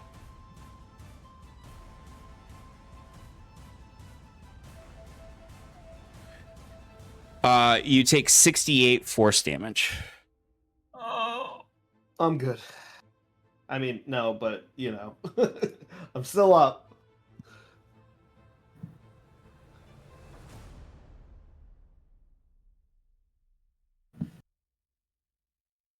Okay, and he blasts you back to be with Septimus and the other AEC guards. This is a concentration spell, so at the start of each of your turns, this happens. Okay, But it's he makes my a save turn. at the end of his turn. But you do make a save at the end of your turn. So you have a chance of breaking out of it, and also breaking his concentration, of course. I'm running up to him, and I'm going to try and hit him again. You will take 2 opportunity attacks if you run up to him. Unless I use my dumb ability, that makes me not do that. Your second wind. Oh, yeah. I also got a new ability that was like, whenever I get a free teleport, whenever I action surge, which I totally didn't use. You didn't really need it when that's you really used your action cool. surge. But yeah, I can use my second wind as a bonus action to have uninterrupted movement. So, just gonna slide past these fools and keep rolling. Right back where he was.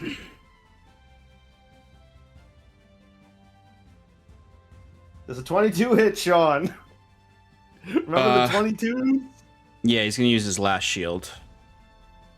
Okay, here we go again. There's a 22 hit, Sean. 22? Not with that. Well, you keep getting these 22s, buddy. What happened to all these 29s you had earlier against the chaff? It was 2 22s and it was 2 natural ones, so let's just see if that happens again. Yeah. All right, Oh. 3, in the final roll. Another 3. Holy shit! Jesus, Fyrn. Oh All right, my what type of goodness. saving throw am I making? Wisdom again. Wisdom. I should have healed myself. Shit. You can heal yourself as part of that bonus action, second wind. Yeah, because it still does the Um, second wind. Oh, okay. Sass, you're coming up soon. D10 plus 15. It's gonna be 21 points of healing. Still going to get owned if I get hit by another one of those things. Well, what's my saving throw? Wisdom. Shoot.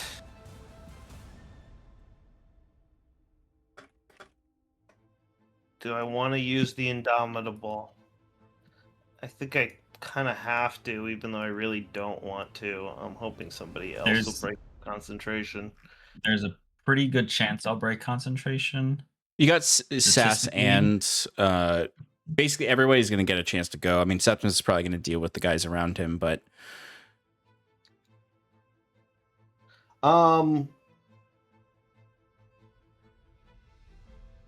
Yeah, I think I'm going to I think I'm gonna hold it. so make a regular whiz save, or did you already do I that? failed it already. Okay.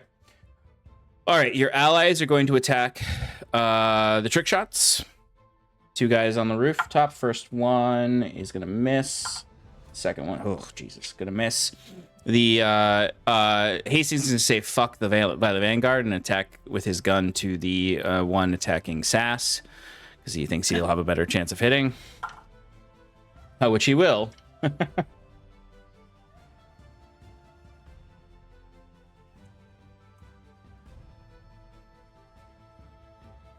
Okay, and then the 2 on the ground are going to attack that guy. That will hit. That will miss. All right, so he is very bloodied. The trick shot next to you, Sass.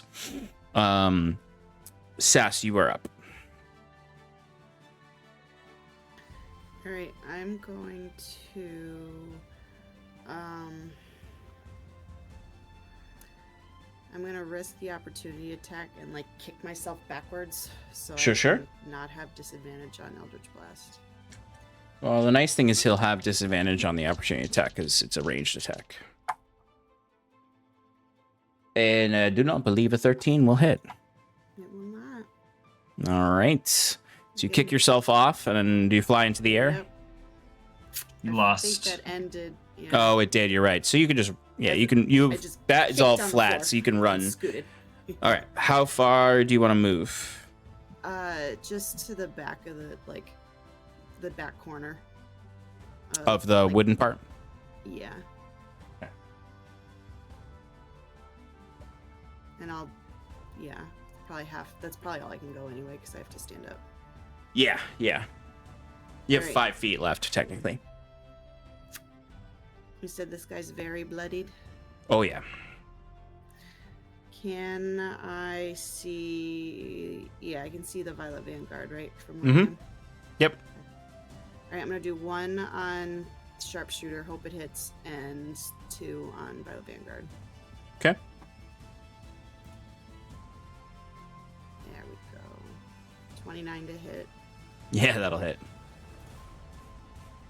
Ugh, bullshit damage though. 6. Not quite enough. Should have done 2. Well, that fucking missed. And that wow. Just move on. just I rolled a 2 and then a 1. Oh. All right. So those Sep- just go wide on either side of him.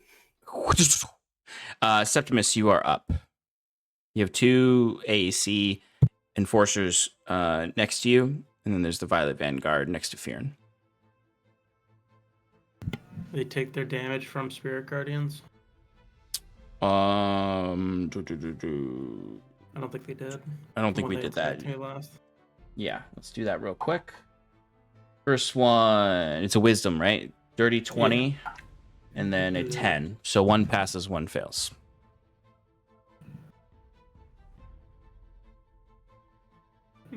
Uh, 11 radiant damage. Okay. All right. You are up. One of them is very bloodied. The other one is actually hasn't taken that much damage. Hasn't taken that much damage? He's taken a chunk, but he's not bloodied. What? Which one's bloodier? The one in front of you is bloodier. Or I'm sorry, the one behind you is bloodier.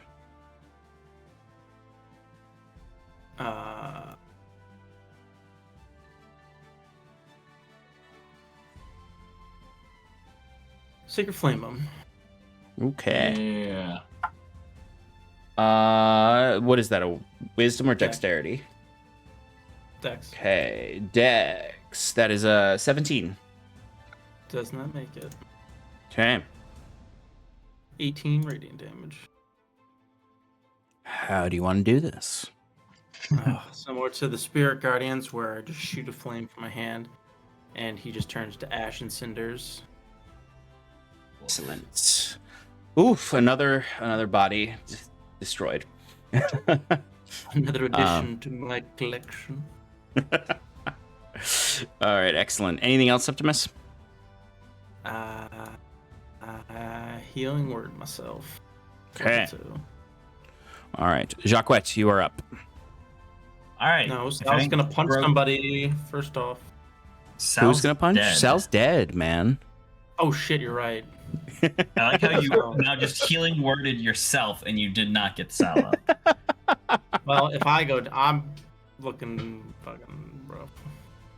That's fair. Can I go now? No. Is that okay? Save me, Joquette. You're my only hope. All right. Advantage to hide. 30 to hide. Mm-hmm. Gonna attack with Samari.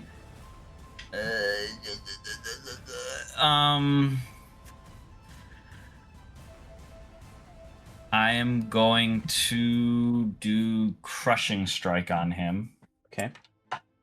He fails with a nat 1. That's a natural 20. Ooh, Against oh, a natural shit. 1, by the way. Against a natural 1, so that's hilarious. You might kill him here. My hero. Certainly, I think impossible for him to make the save, depending on how this goes. That's the hope.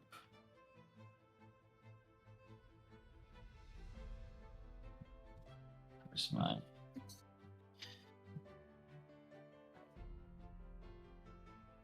Do you need separate damage types? No.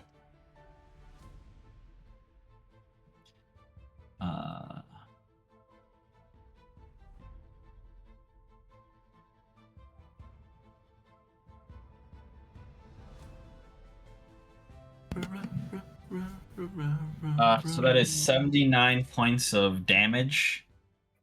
How do you want to do this? That overkills by like 25 points or so. Oh, beautiful. Yeah, so Jacques is just like, there's this conflict going over next to him, and he's done kind of taunting this guy because he's seeing the battles kind of turning a little bit, right? Went down. Sal is down. Fyrn, clearly some kind of bad magic's affecting him. He's not too keen on that. So Jacques just, slowly exhales, brings it up, the sight line up, and he's like, all right, let's show the Alumno Defiance let's show the AEC why Iron and Mana really isn't to be fucked with.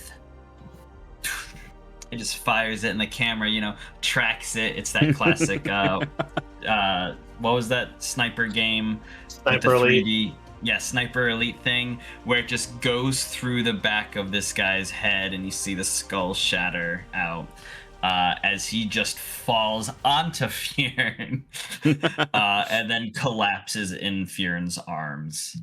And Jacques just stands up, and he blows off the edge of it, and he goes, shouting down, he goes, "See, Hastings? That's how you really do shit." You can just Excellent. step back and lets him fall on the ground. And Totally. in the distance, he's like, "You got skull on my shirt." Absolutely, as Fyrn was possibly about to be taking another 10d12 and other effects potentially.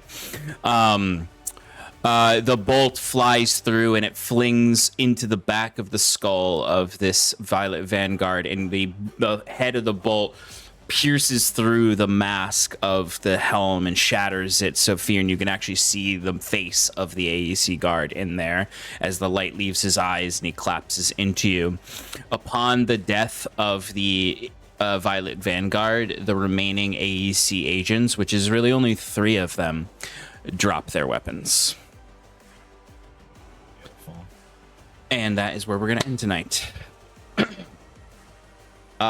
Thank you for hanging out with us tonight, friends. We will see you in the world, wherever you are, as our party has captured 3 AEC agents as prisoners and has retaken and freed the Lighthouse District from any and all occupation by the AEC and the Kirinor.